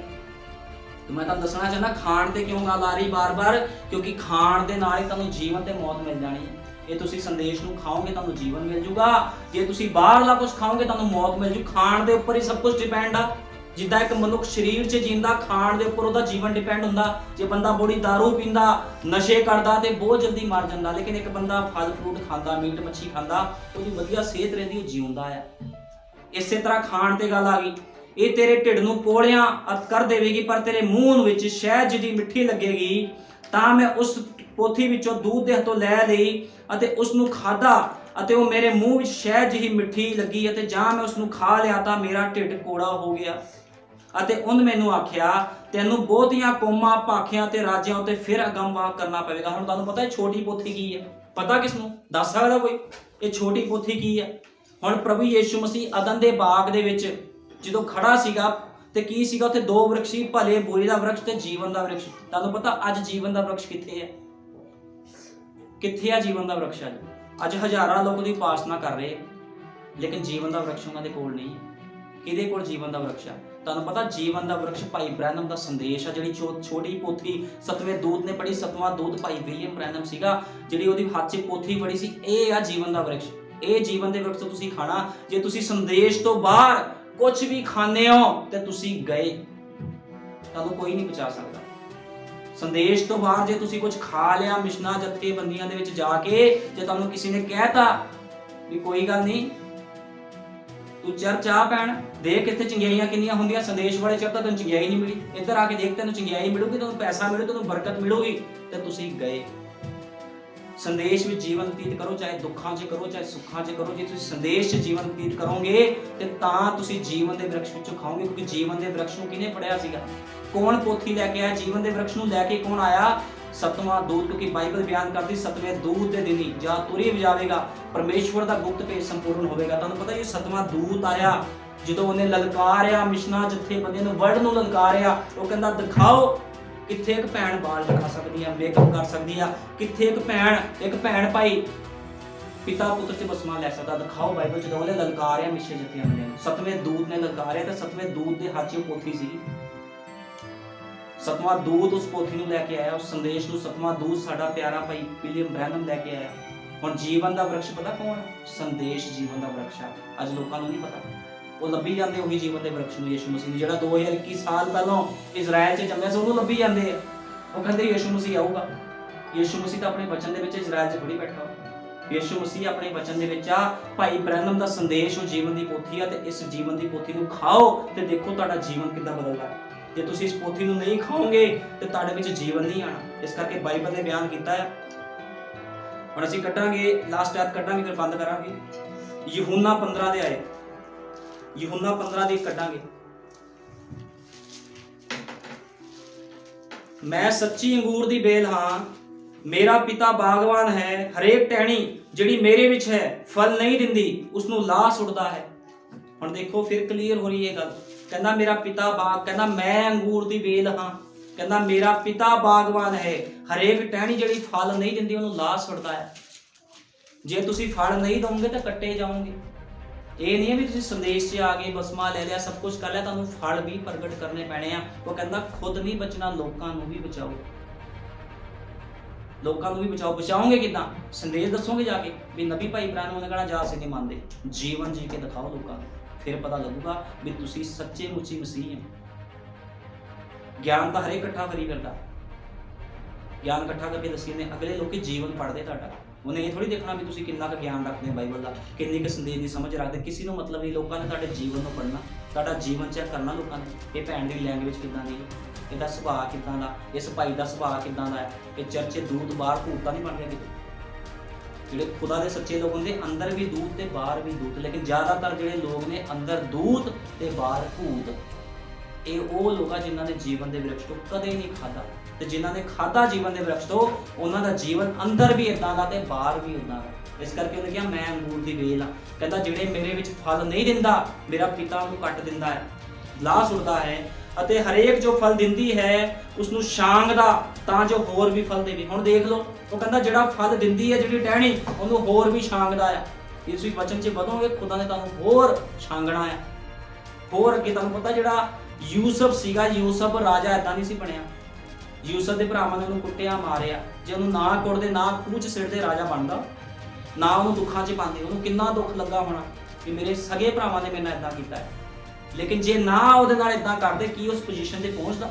ਇਸ ਕਰਕੇ ਪ੍ਰਭੂ ਕਹਿੰਦਾ ਮੈਂ ਛਾਂਗਦਾ ਆ। ਯੂਸਫ ਨੂੰ ਵੀ ਛਾਂਗਿਆ ਸੀ ਉਹਨੇ, ਅੱਜ ਆਪਣੀ ਦੁਲਹਨ ਨੂੰ ਵੀ ਛਾਂਗ ਰਿਹਾ। ਉਹ ਕਿੱਦਾਂ ਛਾਂਗ ਰਿਹਾ? ਆਪਣੇ ਵਚਨ ਦੇ ਦੁਆਰਾ। ਇਹ ਕੰਮ ਨਹੀਂ ਕਰਨਾ, ਆਹ ਕੰਮ ਨਹੀਂ ਕਰਨਾ, ਆਹ ਨਹੀਂ ਕਰਨਾ, ਇੱਦਾਂ ਰਹਿਣਾ, ਇੱਦਾਂ ਖਾਣਾ, ਇੱਦਾਂ ਪੀਣਾ, ਛਾਂਗਦਾ ਹੈ। ਤੇ ਜਿਹੜੇ ਉਹਦੇ ਸੱਚੇ ਲੋਕ ਮੰਨਦੇ ਆ, ਜਿਹੜੇ ਢੋਂਗੀ ਆ, ਉਹ ਕਹਿੰਦੇ ਅਸੀਂ ਕੀ ਲੈਣਾ ਵਚਨ ਤੋਂ। ਜਦੋਂ ਰੈਪਚਰ ਹੋਊਗਾ ਦੇਖੀ ਜਾਊਗੀ, ਸਾਰੀ ਦੁਨੀਆ ਨਾਲ ਹੀ ਹੈ। ਇੰਨੇ ਮਿਸ਼ਨਾਂ ਜਥੇਬੰਦੀਆਂ, ਤੁਹਾਨੂੰ ਸੰਦੇਸ਼ ਦੇ ਲੋਕ ਵੀ ਕਹੀ ਜਾਂਦੇ ਇੱਦਾਂ, ਕਹਿੰਦੇ ਇੰਨੇ ਮਿਸ਼ਨਾਂ ਜਥੇਬੰਦੀਆਂ, ਇਹਨਾਂ ਤੇ ਪ੍ਰਭੂ ਨਹੀਂ ਮਾਰ ਰਿਹਾ, ਸਾਨੂੰ ਜ਼ਿਆਦਾ ਮਾਰ ਦੂਗਾ। ਅਸੀਂ ਤਾਂ ਬਸਮਾ ਵੀ ਲੈ ਲਿਆ, ਬਸਮਾ ਲੈਣਾ ਕਾਫੀ ਨਹੀਂ ਹੈ। ਜੀਵਨ ਬਤੀਤ ਕਰੋ।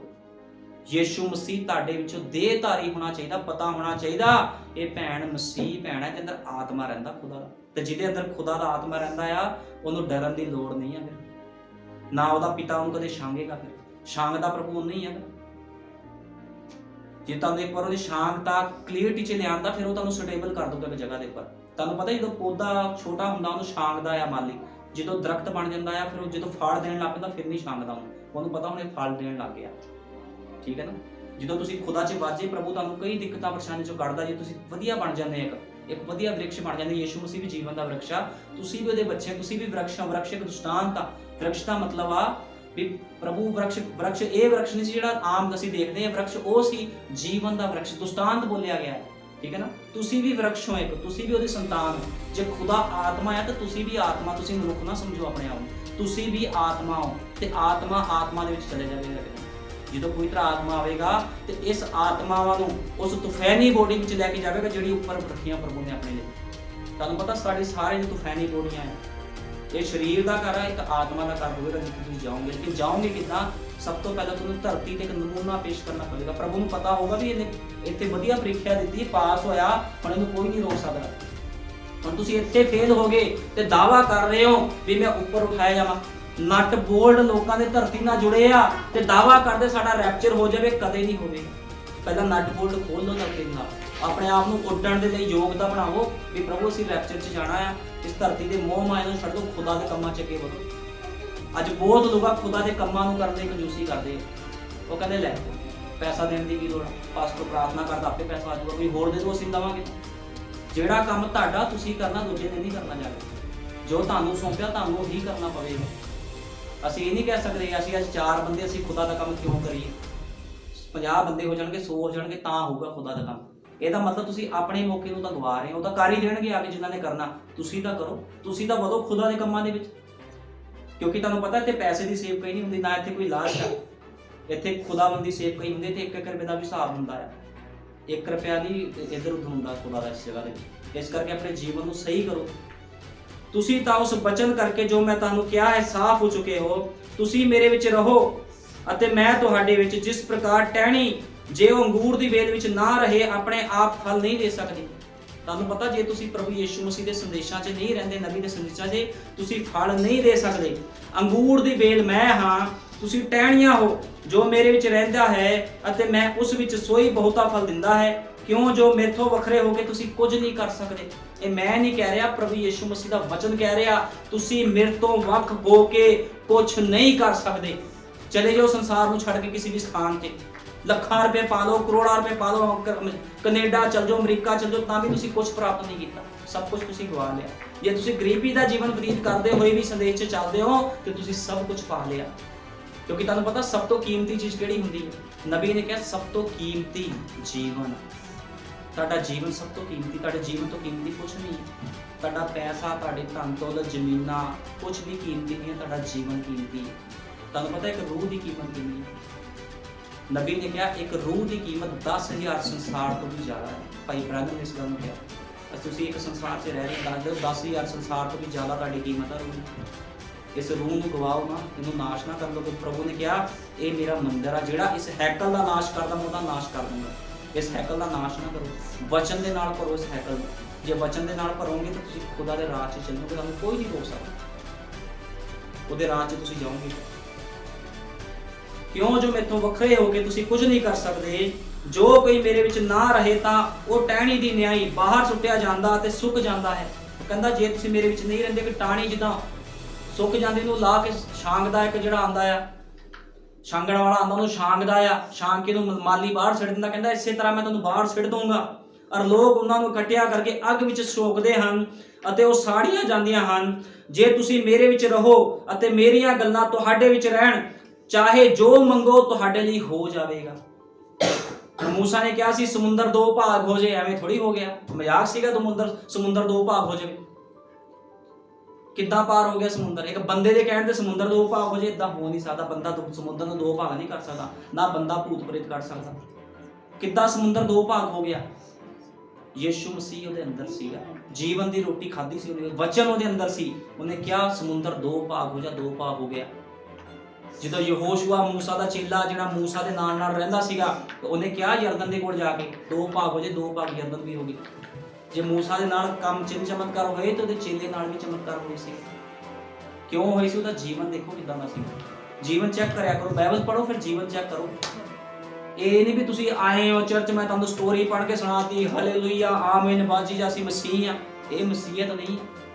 ਮੈਂ ਤੁਹਾਨੂੰ ਰਿਐਲਿਟੀ ਦੱਸ ਰਿਹਾ, ਜੋ ਹੋਣ ਵਾਲਾ ਮੈਂ ਤੁਹਾਨੂੰ ਭਵਿੱਖਬਾਣੀ ਕਰ ਰਿਹਾ ਤੁਹਾਡੇ ਸਾਹਮਣੇ। ਇਹ ਦੁਨੀਆ ਦਾ ਅੰਤ ਕਿੱਦਾਂ ਹੋਣਾ, ਕਿੱਦਾਂ ਲੋਕਾਂ ਦੇ ਨਰਕ ਵਿੱਚ ਜਾਣਾ ਹੈ। ਕਿਉਂਕਿ ਮੈਂ ਤੁਹਾਨੂੰ ਬਿਆਨ ਕੀਤਾ ਪ੍ਰਕਾਸ਼ ਦੀ ਪੋਥੀ ਵਿੱਚ, 7ਵੇਂ ਦੂਤ ਤੇ ਹੱਥ ਜਿਹੜੀ ਪੋਥੀ ਆ ਉਹ ਜੀਵਨ ਦੇ ਵਰਕਸ਼ ਦੀ ਪੋਥੀ ਆ। ਜਿਹੜਾ ਉਸ ਪੋਥੀ ਚੋਂ ਖਾਊਗਾ ਉਹਨੇ ਬਚਣਾ ਹੈ। ਆ ਬਾਈਬਲ ਫੜ ਕੇ ਨਹੀਂ ਬਚਣਾ ਲੋਕਾਂ ਨੇ।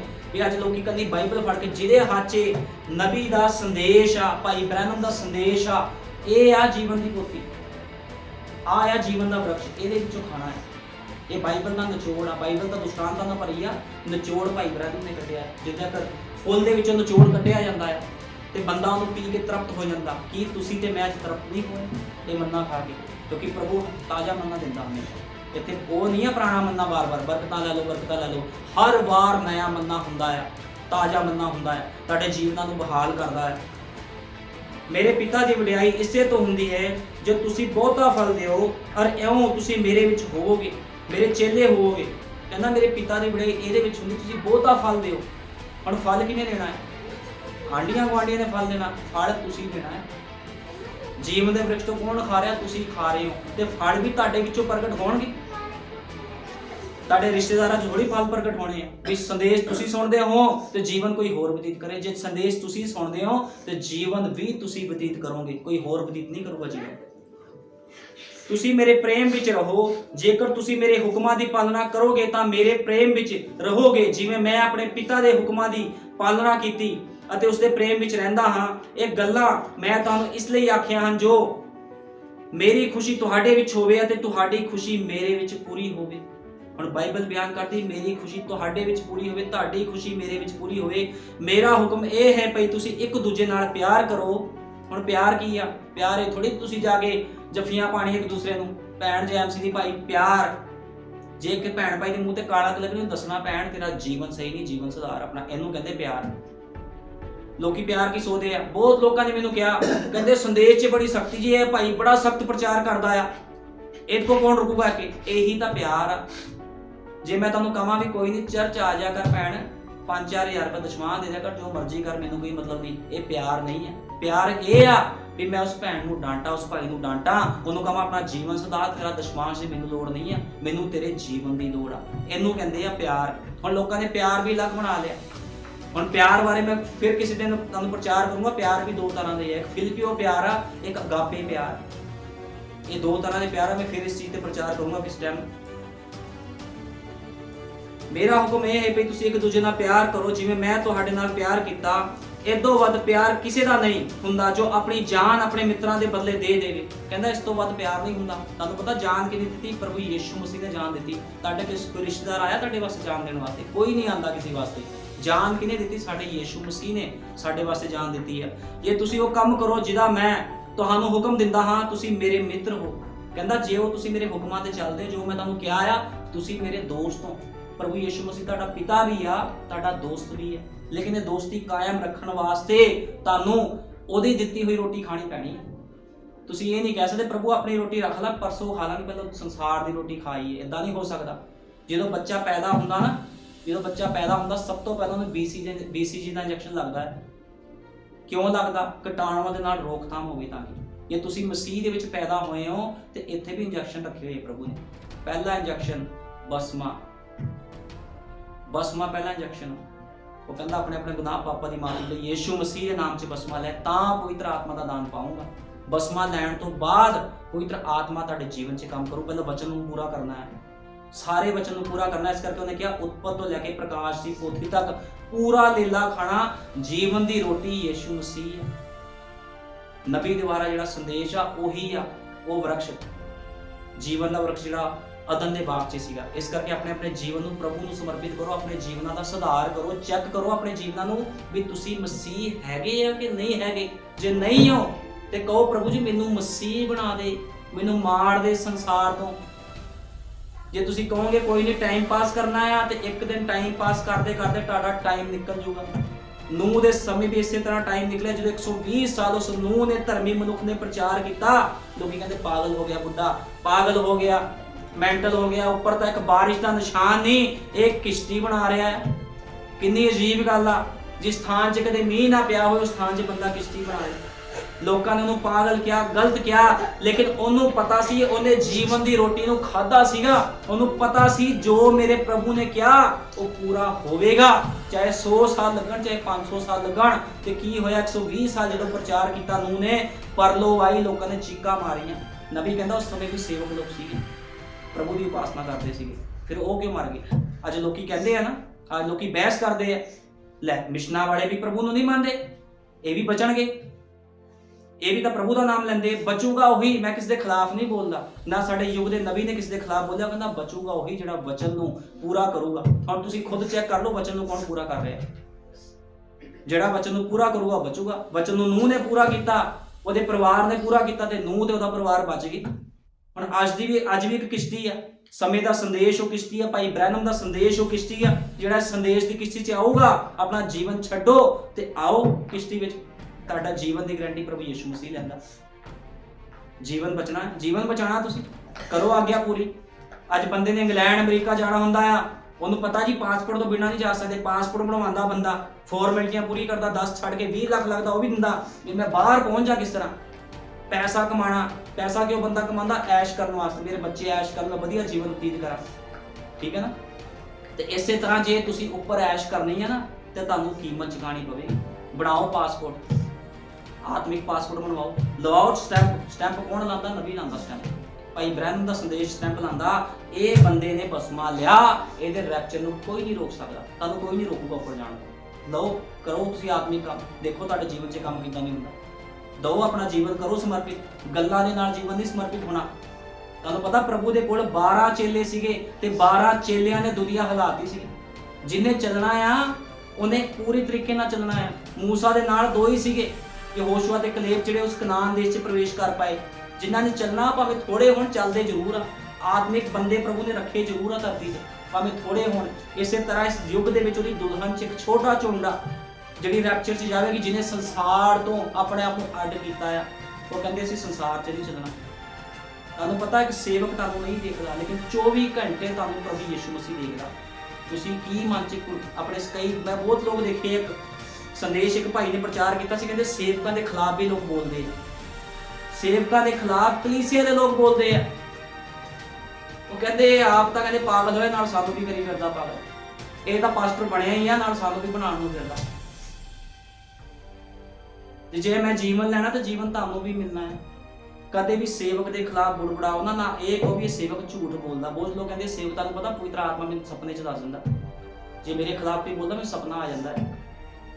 ਤੁਸੀਂ ਕਹਿੰਦੇ ਪਵਿੱਤਰ ਆਤਮਾ ਕੰਮ ਕਿੱਦਾਂ ਕਰਦਾ? ਇੱਥੇ ਪਵਿੱਤਰ ਆਤਮਾ ਆ। ਤੋਬਾ ਕਰੋ, ਅੱਜ ਆਪਣੇ ਆਪਣੇ ਗੁਨਾਹ ਪਾਪਾਂ ਤੋਂ ਤੋਬਾ ਕਰੋ, ਆਪਣਾ ਜੀਵਨ ਸਹੀ ਕਰੋ, ਨਹੀਂ ਤਾਂ ਪ੍ਰਭੂ ਤੁਹਾਨੂੰ ਕੱਟ ਲੈਣਾ, ਤੁਹਾਨੂੰ ਕੋਈ ਨਹੀਂ ਬਚਾ ਸਕਦਾ। ਗਾਰੰਟੀ ਦਿੰਦਾ ਇਸ ਗੱਲ ਦੀ, ਜਿਹੜਾ ਮਰਜ਼ੀ ਆ ਜਾਵੇ। ਸੰਤ ਪੌਲੁਸ ਨੇ ਕਿਹਾ ਨਾ, ਜਿਹੜੀ ਸਿੱਖਿਆ ਅਸੀਂ ਤੁਹਾਨੂੰ ਦਿੱਤੀ ਆ, ਇਸ ਸਿੱਖਿਆ ਦੇ ਉਲਟ ਜੇ ਕੋਈ ਸਵਰਗ ਤੋਂ ਦੂਤ ਵੀ ਆ ਜਾਵੇ, ਕਹਿੰਦਾ ਉਹ ਸ਼ਰਾਪਿਤ ਹੋਵੇ। ਜਿਹੜੀ ਸਿੱਖਿਆ ਭਾਈ ਬ੍ਰੈਨਮ ਦੀ ਸੰਦੇਸ਼ ਹੈ, ਸ਼ਕਤੀ ਵਾਲਾ ਸੰਦੇਸ਼ ਨਹੀਂ ਆ, ਇਹ ਜੀਵਨ ਦਾ ਸੰਦੇਸ਼ ਆ। ਜੇ ਸ਼ਕਤੀ ਹੈਗੀ ਆ ਤਾਂ ਤੁਹਾਡਾ ਜੀਵਨ ਵੀ ਤਾਂ ਸਹੀ ਕਰ ਰਿਹਾ ਸੰਦੇਸ਼, ਤੁਹਾਨੂੰ ਜੀਵਨ ਵਿੱਚ ਵੀ ਤਾਂ ਲੈ ਕੇ ਜਾਵੇਗਾ। ਹੁਣ ਤੁਸੀਂ ਜਹਾਜ਼ 'ਚ ਜਾਂਦੇ ਹੋ, ਜਹਾਜ਼ 'ਚ ਬੈਠਦੇ ਹੋ, ਉੱਥੇ ਕਿਹਾ ਜਾਂਦਾ ਆ, ਜਿਹੜੇ 에ਅਰ ਹੋਸਟੈਸ ਹੁੰਦੇ ਉਹਨਾਂ ਨੂੰ ਕਿਹਾ ਜਾਂਦਾ ਵੀ ਬੈਲਟਾਂ ਪਾ ਦਿਓ। ਤੁਹਾਨੂੰ ਪੋਸ਼ਾਕ ਵੀ ਦਿੱਤੀ ਜਾਂਦੀ, ਜੇ ਕਿਤੇ ਜਹਾਜ਼ ਕ੍ਰੈਸ਼ ਹੋ ਜਾਵੇ ਤੇ ਹੁਣ ਤੁਸੀਂ ਕਹੋਗੇ ਮੈਂ ਤਾਂ ਨਹੀਂ ਬੈਲਟ ਪਾਣੀ। ਹਿਦਾਇਤਾਂ ਹੁੰਦੀਆਂ, ਇਸੇ ਤਰ੍ਹਾਂ ਬਾਈਬਲ 'ਚ ਵੀ ਹਿਦਾਇਤਾਂ ਆ। ਬਾਈਬਲ 'ਚ ਹਿਦਾਇਤਾਂ ਆ, ਇਦਾਂ ਦਾ ਜੀਵਨ ਬਤੀਤ ਕਰਨਾ, ਇਦਾਂ ਦੇ ਕੱਪੜੇ ਪਾਣੇ। ਅੱਜ ਭੈਣ ਭਾਈ ਨੂੰ ਕੱਪੜੇ ਪਾਉਣ ਦਾ ਨਹੀਂ ਪਤਾ। ਭੈਣਾਂ ਦੇ ਗਲੇ ਇੱਥੋਂ ਦੇ ਅੱਡੇ ਹੁੰਦੇ ਆ, ਪਿੱਛੋਂ ਦੀ ਅੱਡੇ ਹੁੰਦੇ ਆ, ਚੁੰਨੀਆਂ ਲੈਣ ਦਾ ਭੈਣਾਂ ਨੂੰ ਨਹੀਂ ਪਤਾ ਹੁੰਦਾ। ਜੋ ਫੈਸ਼ਨ ਸਭ ਐਂਟਾ ਮੈਸੇਜ ਲੋਕ ਕਰਦੇ ਆ, ਗਲਤ ਜੀਵਨ ਬਤੀਤ ਕਰਦੇ। ਫਿਰ ਕਹਿੰਦੇ ਅਸੀਂ ਰੈਪਚਰ ਜਾਵਾਂਗੇ, ਦੂਜਿਆਂ ਦੇ ਵੀ ਠੋਕਰ ਦਾ ਕਾਰਨ ਬਣਦੇ। ਪਾਓ ਕੱਪੜਾ, ਮਰਿਆਦਾ ਵਾਲਾ ਕੱਪੜਾ ਪਾਓ, ਵਧੀਆ ਜੀਵਨ ਬਤੀਤ ਕਰੋ, ਵਧੀਆ ਖਾਓ, ਵਧੀਆ ਪੀਓ। ਪ੍ਰਭੂ ਨੇ ਕੁਝ ਨਹੀਂ ਮਨਾ ਕੀਤਾ। ਨਬੀ ਦਾ ਇੱਕ ਸੰਦੇਸ਼ ਮੈਂ ਤੁਹਾਨੂੰ ਫਿਰ ਕਦੇ ਉਸ ਵਿੱਚ ਪੜਾਉਂਗਾ। ਉਹ ਕਹਿੰਦਾ ਜਿੱਥੇ ਮਰਜ਼ੀ ਜਾਓ, ਲੇਕਿਨ ਵਚਨ ਦੇ ਦਾਇਰੇ ਵਿੱਚ ਰਹੋ, ਮਨਾ ਨਹੀਂ ਜਾਣਾ। ਕੱਟੜਬੰਦੀ ਥੋੜੀ ਹੈ ਕੋਈ ਵੀ ਤੁਸੀਂ ਕੀ ਮੂਰਤੀ ਪੂਜਕ ਬੰਦੇ ਦਾ ਵਿਆਹ ਤੁਸੀਂ ਜਾ ਨਹੀਂ ਸਕਦੇ। ਜਾਓ, ਸ਼ਗਨ ਦਿਓ, ਆਪਣੇ ਘਰ ਨੂੰ ਆ ਜਾਓ, ਲੇਕਿਨ ਤੁਹਾਡਾ ਜੀਵਨ ਵਚਨ ਦੇ ਅਨੁਸਾਰ ਹੋਣਾ ਚਾਹੀਦਾ। ਨਹੀਂ ਜੀਵਨ ਬਤੀਤ ਕਰੋਗੇ, ਟਾਈਮ ਖਰਾਬ ਕਰੋਗੇ, ਤੁਹਾਨੂੰ ਔਖਾ ਹੋਊਗਾ, ਕਸ਼ਟਕਾਲ 'ਚ ਜਾਣਾ ਪਊਗਾ ਤੁਹਾਨੂੰ। ਜਿਹੜਾ ਬੰਦਾ ਰੈਪਚਰ 'ਚ ਚਲਾ ਗਿਆ ਉਹ ਖੁਸ਼ੀਆਂ ਮਨਾਊਗਾ। ਤੁਹਾਨੂੰ ਪਤਾ ਐਸ਼ ਕਰਨੀ ਉੱਪਰ ਜਦੋਂ ਰੈਪਚਰ 'ਚ ਜਾਣਾ, ਬਾਕੀ ਸੰਸਾਰ ਦੇ ਉੱਪਰ ਮੌਤ ਮੰਡਰਾਣੀ ਹੈ, ਕਸ਼ਟ ਕਾਲ ਆਣਾ ਇਸ ਜਗ੍ਹਾ ਦੇ ਵਿੱਚ, ਇਸ ਧਰਤੀ ਦੇ ਉੱਪਰ। ਇਹ ਧਰਤੀ ਨਾਸ਼ ਹੋ, ਜਿਹੜੇ ਤੁਹਾਨੂੰ ਅੱਜ ਬੜੀ ਸੁੰਦਰ ਦਿਖ ਰਹੀ ਨਾ ਦੁਨੀਆ, ਬੜਾ ਸੋਹਣਾ ਸੰਸਾਰ ਹੈ ਜੀ, ਬੜੀ ਤਗੜੀ ਕੋਠੀ ਬਣਾ ਲਓ, ਪ੍ਰਭੂ ਦੇ ਕੰਮ ਫੇਰ ਕਰ ਲਵਾਂਗੇ। ਪਹਿਲਾਂ ਸੰਸਾਰ ਨੂੰ ਦੇਖਣਾ, ਪਹਿਲਾਂ ਬੱਚਿਆਂ ਨੂੰ ਦੇਖਣਾ, ਪ੍ਰਭੂ ਦਾ ਕੰਮ ਤਾਂ ਹੁੰਦਾ ਹੀ ਰਹਿਣਾ। ਇਹ ਸੰਸਾਰ, ਇਹ ਜਿਹੜਾ ਤੁਹਾਨੂੰ ਦਿਖ ਰਿਹਾ ਸੰਸਾਰ ਦਾ ਜਲੋ ਦਿਖ ਰਿਹਾ, ਇੱਕ ਦਿਨ ਨਾਸ਼ ਹੋ ਜਾਵੇਗਾ। ਸੰਸਾਰ ਨੇ ਇਸ ਧਰਤੀ ਦਾ ਬੁਰੀ ਤਰ੍ਹਾਂ ਨਾਸ਼ ਕਰਨਾ, ਇਸ ਕਰਕੇ ਮਜਾਲਾਂ ਤਿਆਰ ਹੋ ਗਈਆਂ। ਨਬੀ ਕਹਿੰਦਾ ਵੱਡੇ ਵੱਡੇ ਹਾਈਡਰੋਜਨ ਬੰਬ ਸਭ ਕੁਝ ਤਿਆਰ ਹੋ ਚੁੱਕਿਆ। ਕਿਉਂ ਤਿਆਰ ਹੋਇਆ? ਬਿਨਾਂ ਮਕਸਦ ਤੋਂ ਪ੍ਰਭੂ ਨੇ ਤਿਆਰ ਨਹੀਂ ਕਰਾਇਆ। ਇਹੀ ਇੱਕ ਦਿਨ ਡਿੱਗਣੇ ਆ। ਜਿੱਥੇ ਮੈਂ ਇੱਥੇ ਖੜਾ, ਇੱਕ ਦਿਨ ਇੱਥੇ ਵੀ ਡਿੱਗੂਗਾ ਬੰਬ ਆ ਕੇ। ਪੂਰੀ ਧਰਤੀ ਸਵਾਹ ਕਰਨੀ ਤਾਂ ਸਾਰੀ ਜਗ੍ਹਾ ਡਿੱਗਣਾ, ਪੂਰੀ ਧਰਤੀ ਨਾਸ਼ ਕਰ ਦਿੱਤੀ ਜਾਵੇਗੀ। ਲੇਕਿਨ ਉਸ ਨਾਸ਼ ਤੋਂ ਪਹਿਲਾਂ ਸਾਡਾ ਪ੍ਰਭੂ ਯੀਸ਼ੂ ਮਸੀਹ ਆ ਰਿਹਾ ਹੈ ਆਪਣੀ ਦੁਲਹਨ ਨੂੰ ਲੈਣ।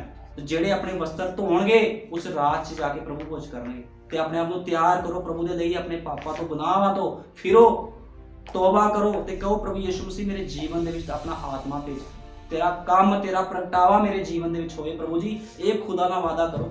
ਸੰਦੇਸ਼ ਦੀ ਆ ਲੈਣਾ, ਇਹ ਸੰਦੇਸ਼ ਉਹ ਨਹੀਂ ਆ ਲੈ ਲੋ ਬਰਕਤ ਆ ਗਈ, ਕੋਠੀ ਚਲ ਗਈ, ਕੋਠੀ, 4 ਕੋਠੀਆਂ ਇੱਧਰ 4 ਇੱਧਰ, ਇੱਥੇ ਉਹ ਪ੍ਰਚਾਰ ਨਹੀਂ ਹੁੰਦਾ। ਕੋਠੀਆਂ ਤੋਂ ਵੀ ਕੀਮਤੀ ਕੋਈ ਚੀਜ਼ ਹੈਗੀ ਹੈ, ਪੈਸੇ ਤੋਂ ਵੀ ਕੀਮਤੀ ਕੋਈ ਚੀਜ਼ ਹੈ, ਉਹ ਤੁਹਾਡਾ ਜੀਵਨ। ਤੇ ਇੱਥੇ ਜੀਵਨ ਦਾ ਪ੍ਰਚਾਰ ਹੁੰਦਾ। ਯੀਸ਼ੂ ਮਸੀਹ ਜੀਵਨ ਦਾ ਪ੍ਰਚਾਰ ਕਰਨਾ ਹੈ। ਉਹ ਤਾਂ ਕੋਈ ਖਿੱਚ ਆ ਲੋਕਾਂ ਨੂੰ ਆਪਣੇ ਕੋਲ ਲਿਆਉਣ ਦੀ, ਚੰਗਿਆਈ ਦੇਣੀ, ਬਰਕਤ ਦੇਣੀ, ਉਹਦਾ ਇਹ ਮਕਸਦ ਨਹੀਂ ਹੈ। ਚੰਗਿਆਈ ਲੈ ਕੇ ਵੀ ਬੰਦਾ ਨਰਕ 'ਚ ਚਲ ਗਿਆ ਤਾਂ ਫਾਇਦਾ ਕੀ ਹੈ। ਲੇਕਿਨ ਜੇ ਤੁਸੀਂ ਬਿਨਾਂ ਚੰਗਿਆਈ ਤੋਂ ਮਰ ਜਾਂਦੇ ਹੋ ਤੇ ਵਧੀਆ ਹੈ, ਤੁਸੀਂ ਖੁਦਾ ਦੇ ਰਾਜ 'ਚ ਤਾਂ ਜਾਓਗੇ। ਕਦੇ ਵੀ ਵਚਨ ਤੋਂ ਬਾਹਰ ਜੀਵਨ ਨਾ ਬਤੀਤ ਕਰੋ, ਹਮੇਸ਼ਾ ਵਚਨ ਦੇ ਅਨੁਸਾਰ ਜੀਵਨ ਬਤੀਤ ਕਰੋ। ਤਾਂ ਪਰਮੇਸ਼ਵਰ ਨੂੰ ਪਹਿਲ ਦਿਓ, ਆਪਣੇ ਬੱਚਿਆਂ ਨੂੰ ਪਹਿਲ ਨਾ ਦਿਓ, ਰਿਸ਼ਤੇਦਾਰਾਂ ਨੂੰ ਪਹਿਲ ਨਾ ਦਿਓ। ਹਮੇਸ਼ਾ ਖੁਦਾ ਦੇ ਖਾਲਸ ਵਚਨ ਨੂੰ ਪਹਿਲ ਦਿਓ ਤੇ ਖੁਦਾ ਦੇ ਬੰਦਿਆਂ ਦੀ ਰਿਸਪੈਕਟ ਕਰੋ। ਹਮੇਸ਼ਾ ਜਿੰਨੇ ਵੀ ਖੁਦਾ ਦੇ ਲੋਕ ਆਉਂਦੇ, ਕੋਈ ਛੋਟਾ ਕੋਈ ਵੱਡਾ ਨਹੀਂ ਹੁੰਦਾ, ਹਮੇਸ਼ਾ ਉਹਦੀ ਰਿਸਪੈਕਟ ਕਰੋ, ਕਿਉਂਕਿ ਖੁਦਾ ਦੇ ਸਾਹਮਣੇ ਕੋਈ ਵੱਡਾ ਕੋਈ ਛੋਟਾ ਨਹੀਂ, ਸਭ ਸੇਵਕ ਦਾਸ ਉਹਦੇ ਬਰਾਬਰ ਆ। ਪ੍ਰਭੂ ਯੀਸ਼ੂ ਮਸੀਹ ਤੁਹਾਨੂੰ ਸਾਰਿਆਂ ਨੂੰ ਬਰਕਤ ਦੇਵੇ। ਆਓ ਪ੍ਰਾਰਥਨਾ ਕਰਦੇ ਹਾਂ। ਹਾਲੇਲੂਇਆ। ਧੰਨਵਾਦ ਮੇਰੇ ਮਹਾਨ ਪਿਤਾ, ਸਵਰਗੀ ਪਿਤਾ, ਇੱਕ ਵਾਰ ਫਿਰ ਤੇਰੀ ਪਾਕ ਪਵਿੱਤਰ ਹਜ਼ੂਰੀ ਵਿੱਚ ਆਉਂਦੇ ਹਾਂ ਪ੍ਰਭੂ ਜੀ। ਸੱਚਮੁੱਚ ਮੇਰੇ ਮਹਾਨ ਪਿਤਾ ਪ੍ਰਭੂ ਜੀ, ਤੂੰ ਜੀਵਨ ਦਾ ਵ੍ਰਿਕਸ਼ ਹੈ ਪ੍ਰਭੂ ਯੀਸ਼ੂ ਮਸੀਹ, ਜਿਹੜਾ ਤੇਰੇ ਵਿੱਚੋਂ ਖਾਂਦਾ ਹੈ ਪ੍ਰਭੂ ਯੀਸ਼ੂ ਮਸੀਹ, ਉਸ ਦਾ ਮੌਤ ਦੇ ਫਾਟਕਾਂ ਦੇ ਉੱਪਰ ਕੋਈ ਅਧਿਕਾਰ ਨਹੀਂ ਹੋਵੇਗਾ ਖੁਦਾ ਬੰਦਾ, ਕਿਉਂਕਿ ਮੇਰੇ ਮਹਾਨ ਪਿਤਾ ਮੌਤ ਦੇ ਫਾਟਕ ਉਸ ਦੇ ਉੱਪਰ ਨਹੀਂ ਪ੍ਰਬਲ ਹੋ ਸਕਦੇ ਖੁਦਾ ਬੰਦਾ। ਤੇ ਪ੍ਰਭੂ ਯੀਸ਼ੂ ਮਸੀਹ ਤੂੰ ਆਪਣੀ ਦੁਲਹਨ, ਆਪਣੀ ਲਾੜੀ ਤੇ ਵੱਡੀ ਦਇਆ ਕੀਤੀ ਹੈ, ਕਿਰਪਾ ਕੀਤੀ। ਮੈਂ ਤੇਰਾ ਧੰਨਵਾਦ ਕਰਦਾ ਪ੍ਰਭੂ ਜੀ। ਤੂੰ ਆਪਣੇ 7ਵੇਂ ਦੂਤ ਨੂੰ ਭੇਜਿਆ ਪ੍ਰਭੂ ਜੀ, ਉਹ ਰੋਟੀ ਲੈ ਕੇ ਆਇਆ ਖੁਦਾ ਬੰਦਾ, ਉਹ ਦਾਖ ਮਧੂ ਲੈ ਕੇ ਆਇਆ ਪ੍ਰਭੂ ਯੀਸ਼ੂ ਮਸੀਹ, ਉਹ ਜੀਵਨ ਦਾ ਜਲ ਲੈ ਕੇ ਆਇਆ ਖੁਦਾ ਬੰਦਾ, ਉਹ ਸੰਦੇਸ਼ ਲੈ ਕੇ ਆਇਆ ਖੁਦਾ ਬੰਦਾ, ਜਿਨੇ ਅੱਜ ਪ੍ਰਭੂ ਯੀਸ਼ੂ ਮਸੀਹ ਤੇਰੀ ਦੁਲਹਨ ਨੂੰ ਤ੍ਰਿਪਤ ਕਰ ਦਿੱਤਾ ਹੈ ਖੁਦਾ ਬੰਦਾ। ਆ ਤੇਰੀ ਦੁਲਹਨ ਆਪਣੇ ਆਪ ਨੂੰ ਤਿਆਰ ਕਰ ਰਹੀ ਹੈ। ਤੂੰ ਕਿਹਾ ਹੈ ਮੇਰੀ ਦੁਲਹਨ ਆਪਣੇ ਆਪ ਨੂੰ ਵਚਨ ਦੇ ਨਾਲ ਸ਼ਿੰਗਾਰ ਕਰੇ, ਤੇ ਸੱਚਮੁੱਚ ਖੁਦਾ ਬੰਦਾ ਦੁਲਹਨ ਨੇ ਅੱਜ ਵਚਨ ਦੇ ਨਾਲ ਸ਼ਿੰਗਾਰ ਕਰ ਲਿਆ ਹੈ ਖੁਦਾ ਬੰਦਾ। ਮੈਂ ਵਿਸ਼ਵਾਸ ਕਰਦਾ ਪ੍ਰਭੂ ਜੀ, ਜਿੱਦ ਤੱਕ ਤੂੰ ਨਹੀਂ ਆਂਦਾ ਸੀ ਇਸੇ ਤਰ੍ਹਾਂ ਤੇਰੀ ਮਹਿਮਾ ਵਡਿਆਈ ਕਰਦੇ ਰਹੀਏ ਪ੍ਰਭੂ ਯੀਸ਼ੂ ਮਸੀਹ। ਤੇ ਮੇਰੇ ਮਹਾਨ ਪਿਤਾ ਮੈਂ ਬੇਨਤੀ ਪ੍ਰਾਰਥਨਾ ਕਰਦਾ, ਜਿੰਨੇ ਭੈਣ ਭਾਈ ਸਥਾਨ 'ਚ ਬੈਠੇ ਆ ਪ੍ਰਭੂ ਜੀ, ਖੁਦਾ ਬੰਦਾ ਧੰਨ ਉਹ ਮਨੁੱਖ ਹੁੰਦਾ ਹੈ ਪ੍ਰਭੂ ਜੀ, ਤੇਰੇ ਘਰ ਦੇ ਵਿੱਚ ਆਂਦਾ, ਤੇਰੇ ਵਚਨ ਨੂੰ ਸੁਣਦਾ ਹੈ ਪ੍ਰਭੂ ਜੀ, ਤੇਰੀ ਭਵਿੱਖਬਾਣੀਆਂ ਦੀ ਗੱਲਾਂ ਨੂੰ ਸੁਣਦਾ ਪ੍ਰਭੂ ਜੀ। ਇਹਨਾਂ ਦੇ ਜੋ ਵੀ ਮਸਲੇ ਹਨ ਖੁਦਾ ਬੰਦਾ, ਜੋ ਵੀ ਇਹਨਾਂ ਦੀ ਪਰੇਸ਼ਾਨੀਆਂ ਦਿੱਕਤਾਂ ਹਨ, ਸਭਨਾਂ ਨੂੰ ਤੂੰ ਪ੍ਰਭੂ ਜੀ ਮੇਰੇ ਮਹਾਨ ਪਿਤਾ ਉਹਨਾਂ ਵੱਲ ਦੇਖਣਾ ਹੈ ਪ੍ਰਭੂ ਜੀ, ਉਹਨਾਂ ਤੋਂ ਬਾਹਰ ਕੱਢਣਾ ਹੈ, ਇਹਨਾਂ ਤੇ ਦਇਆ ਕਰਨੀ, ਕਿਰਪਾ ਕਰਨੀ ਹੈ ਪ੍ਰਭੂ ਯੀਸ਼ੂ ਮਸੀਹ। ਇਹ ਵੀ ਆਪਣੀ ਛਿਪੀਆਂ ਹੋਈਆਂ ਸੇਵਕਾਈਆਂ ਨੂੰ ਪਛਾਣਨ ਪ੍ਰਭੂ ਯੀਸ਼ੂ ਮਸੀਹ, ਕਿਉਂਕਿ ਤੇਰੇ ਨਬੀ ਨੇ ਜਦੋਂ ਪ੍ਰਚਾਰ ਕੀਤਾ ਤੇ ਲੋਕਾਂ ਦੇ ਅੰਦਰ ਛਿਪੀਆਂ ਹੋਈਆਂ ਸੇਵਕਾਈਆਂ ਬਾਹਰ ਉੱਪਰ ਆਈਆਂ ਖੁਦਾ ਬੰਦਾ। ਇਹਨਾਂ ਦੇ ਅੰਦਰ ਵੀ ਜਿਹੜੀ ਛਿਪੀਆਂ ਹੋਈਆਂ ਸੇਵਕਾਈਆਂ ਬਾਹਰ ਆ ਜਾਣ ਯੀਸ਼ੂ ਮਸੀਹ ਦੇ ਨਾਮ ਦੇ ਵਿੱਚ ਖੁਦਾ ਬੰਦਾ। ਤੂੰ ਦਇਆ ਕਰ, ਕਿਰਪਾ ਕਰ ਪ੍ਰਭੂ ਯੀਸ਼ੂ ਮਸੀਹ, ਇਹਨਾਂ ਦੇ ਬੱਚਿਆਂ ਤੇ ਇਹਨਾਂ ਦੇ ਪਰਿਵਾਰਾਂ ਤੇ ਖੁਦਾ ਬੰਦਾ ਦਇਆ ਕਰ ਪ੍ਰਭੂ ਜੀ। ਹਰੇਕ ਜਨ ਬਚਾਇਆ ਜਾਵੇ, ਕੋਈ ਵੀ ਖੁਦਾ ਬੰਦਾ ਪ੍ਰਭੂ ਯੀਸ਼ੂ ਮਸੀਹ ਭਲੇ ਬੁਰੇ ਦੇ ਵ੍ਰਿਕਸ਼ ਤੋਂ ਨਾ ਖਾਵੇ ਖੁਦਾ ਬੰਦ। ਮੇਰੇ ਮਹਾਨ ਪਿਤਾ ਹਰ ਇੱਕ ਮਨੁੱਖ ਤੇਰੇ ਜੀਵਨ ਦੇ ਵ੍ਰਿਕਸ਼ ਤੋਂ ਖਾਵੇ, ਕਿਉਂਕਿ ਜੀਵਨ ਦਾ ਵ੍ਰਿਕਸ਼ ਹੀ ਜੀਵਨ ਦੇ ਸਕਦਾ ਹੈ ਪ੍ਰਭੂ ਜੀ, ਕਿਉਂਕਿ ਜੀਵਨ ਦਾ ਵ੍ਰਿਕਸ਼ ਕੋਈ ਹੋਰ ਨਹੀਂ ਪ੍ਰਭੂ ਯੀਸ਼ੂ ਮਸੀਹ। ਉਹ ਤੂੰ ਹੈ ਮੇਰੇ ਲਾਰਡ, ਉਹ ਤੇਰੇ ਨਬੀ ਭਾਈ ਵਿਲੀਅਮ ਬ੍ਰੈਨਮ ਦਾ ਸੰਦੇਸ਼ ਹੈ ਖੁਦਾ ਬੰਦਾ। ਦਇਆ ਕਰ, ਕਿਰਪਾ ਕਰ ਪ੍ਰਭੂ ਯੀਸ਼ੂ ਮਸੀਹ, ਤੇ ਹਮੇਸ਼ਾ ਅਸੀਂ ਖੁਦਾ ਬੰਦਾ ਤੇਰੇ ਜੀਵਨ ਦੀ ਰੋਟੀ ਚੋਂ ਖਾਂਦੇ ਰਹੀਏ ਪ੍ਰਭੂ ਜੀ। ਦਇਆ ਕਰ, ਕਿਰਪਾ ਕਰ, ਤੇਰੇ ਨਾਮ ਪ੍ਰਭੂ ਯੀਸ਼ੂ ਮਸੀਹ ਦੇ ਵਿੱਚ ਮੰਗਦੇ ਹਾਂ, ਆਮੀਨ। ਹਾਲੇਲੂਇਆ।